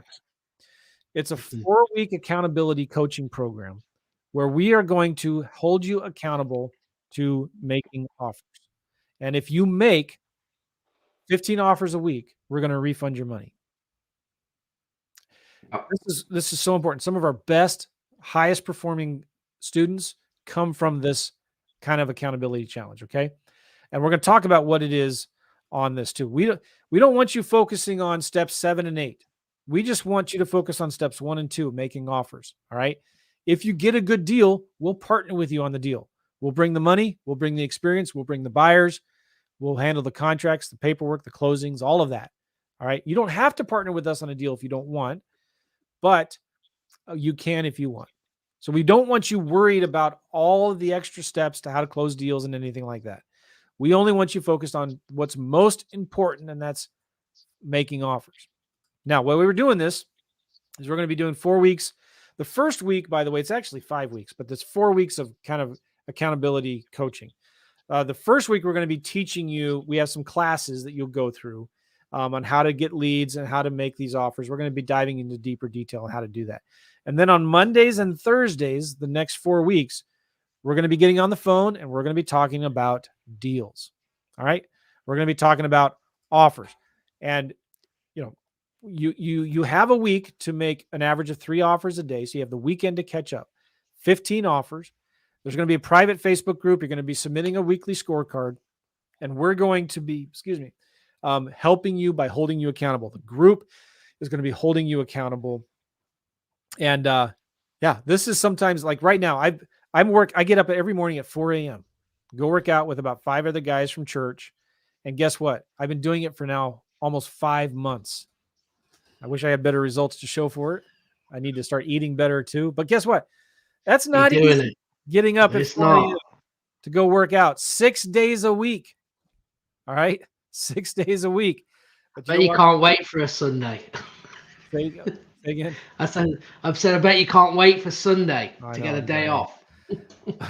But I do that because it's fun. With some guys, I have a community of guys that are helping us, but we're holding each other accountable. I don't want to face these guys on Friday night or Sunday morning at church. And they're like, McCall, where were you yesterday? What, did you get your beauty sleep? Do you need your beauty sleep or something? What's wrong with you? Why weren't you there? Like if I'm 5 minutes late, they're texting me at 5 a.m. Where are you, McCall? You know, and you bet I'm giving them a hard time if they're sleeping in or not showing up. So accountability is so important for your health and for business, right? So We're going to have a new private Facebook group. It's not a large Facebook group with thousands of people. Only the people that are in the group right now are going to be in this. And by the way, we start next week. Is that right? Or because of Christmas, we're skipping a little bit, but we close the doors. Yeah, we close. I don't I'm know. not We sure. might even close tomorrow. We haven't even decided that. Yeah, we need to But figure that we out. start the 27th in terms of the training Yes. materials, and then the 3rd, January 3rd, is our first coaching call. And the Yeah. reason that we're doing that is because we understand Christmas, family, travel, all them things. And this is going to be kickstarting you off in the new year, right? Everyone needs a new start. You need accountability because you've got to come out the year strong and ready to go.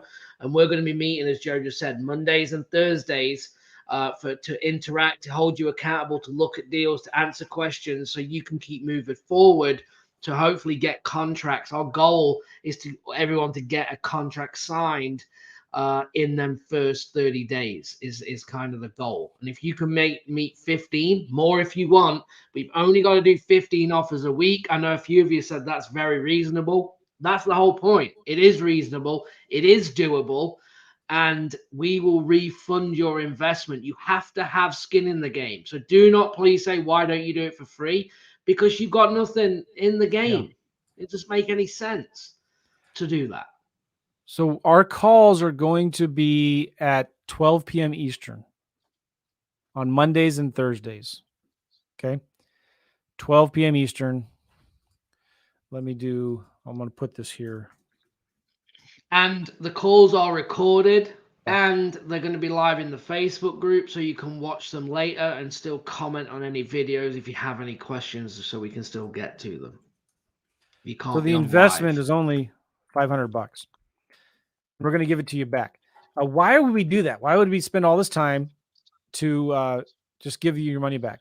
Well, a couple reasons. Number one, we love seeing our students get success, and we want to see people start crushing it and doing deals. Okay. So number one, the satisfaction of knowing that we help people make offers.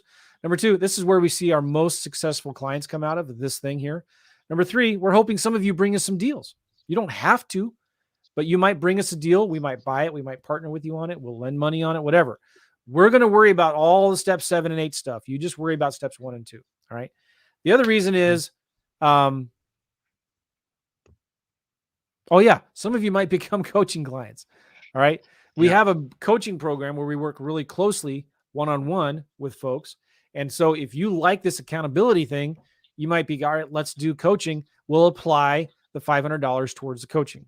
All right. Yeah. Now, some of you don't believe me that we actually give the money back.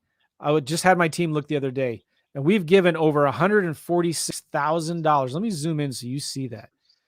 In the recent past, since we started doing completion refunds like this, I've given over $146,000 in refunds. And if you go to the offerchallenge.com/accountability, and somebody, can you please post that again in the chat? And Dana has reminded us, if you have questions or need help, please email support@joemccall.com. support@joemccall.com. Oh, this is the wrong page. Yeah, I was gonna. I have it. Yeah. I have it right here. Where'd it go? Hold on. That's the free. Yeah, that's the wrong one. I got it. Okay, here it is. Hold on here. That's the one we posted earlier, maybe. Yes, this is it. All right, let me update this link. All right, so if you go here, make offers, make money. So the way it works. And you can see everything that's included. I'm going to paste this link again in the chat for everybody to get. Thank you. All right. Check this out, guys. We are closing the doors December 24th. All right, but let me scroll you. You don't believe me that I give all those refunds out? Okay, here we go.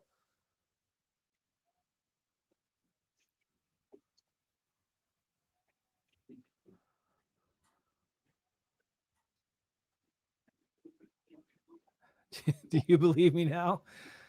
And this is only some of them. We got tons and tons of testimonials, but this is only some of them, guys. We have no problem giving your money back. Why? Because number one, this is how we get happy customers. If you're happy and you're successful and you're doing deals, you're getting value out of the stuff, you might decide, hey, let's do more business together. We might partner on some deals. You might sign up for some coaching. We're going to, and we do a lot. We put a lot of effort into doing these kinds of programs and courses, and we just love seeing students' success. All right. And sometimes we have clients that get so much value, they don't even ask for the refund. But if you make 15 offers a week, you will get your $500 back. And if you don't believe me, we've done over $146,000 in refunds, and we have lots of testimonials and videos to prove it. So, are we good? No, I think we're good. Yeah. So guys, like I say, like we just said, it's a no-brainer. It's $500 to invest in yourself, and you've only got to do the work to get it back. It's going to motivate you. We're going to be giving you training starting week 20, December 27th. We're going to be releasing a training material every day. You can catch up. It's going to stay there through the whole of January for you. We're going to have a private Facebook group. Everything's recorded, 2 calls a week. And if you do 15 offers a week, okay, then you will get that money back. So it's kind of a no-brainer. We do this once a year, maybe twice a year, but normally at least once a year. And there's no better time than hitting 2022 off with doing this. So yeah, come and join us. And I don't think you'll regret it. As Joe said, some of our most successful people, come out of this, and we do put a lot of effort in trying to deliver the best we can to get the results. And hopefully by watching us for the last 2 hours and 50 minutes, you know that. And if you've been watching us and following us in these challenges and content that we do. So looking forward to, working with you, and go there now and get in. We have not talked. We may close it tomorrow. We may leave it open a bit. I don't know what we're going to do yet. We've got to discuss that. Kind of depends on how many people are interested in this. The offers have to be in writing. Somebody asked about that. So they need to be, on a piece of paper, something that you email or send in the physical mail, or send to the physical mail to sellers. Right now, we're giving away 3 prizes tomorrow, and we don't know when yet. But to get eligible, there's 3 things we're giving to 3 different people. Number one, we're going to let you in. We're going to let one person in the accountability group thing for free. We're also going to give away a free coaching call with either me or Gavin. And we're also going to give away a free Simple Lease Options course. I sell that course for $2,500 on my website. How do you enter in the chance to win? You go to the main Facebook group and post a picture of your written offer. So tonight or tomorrow morning, you're going to make a written offer, cash offer like we just showed you. All right. We want to see a picture of you holding the offer.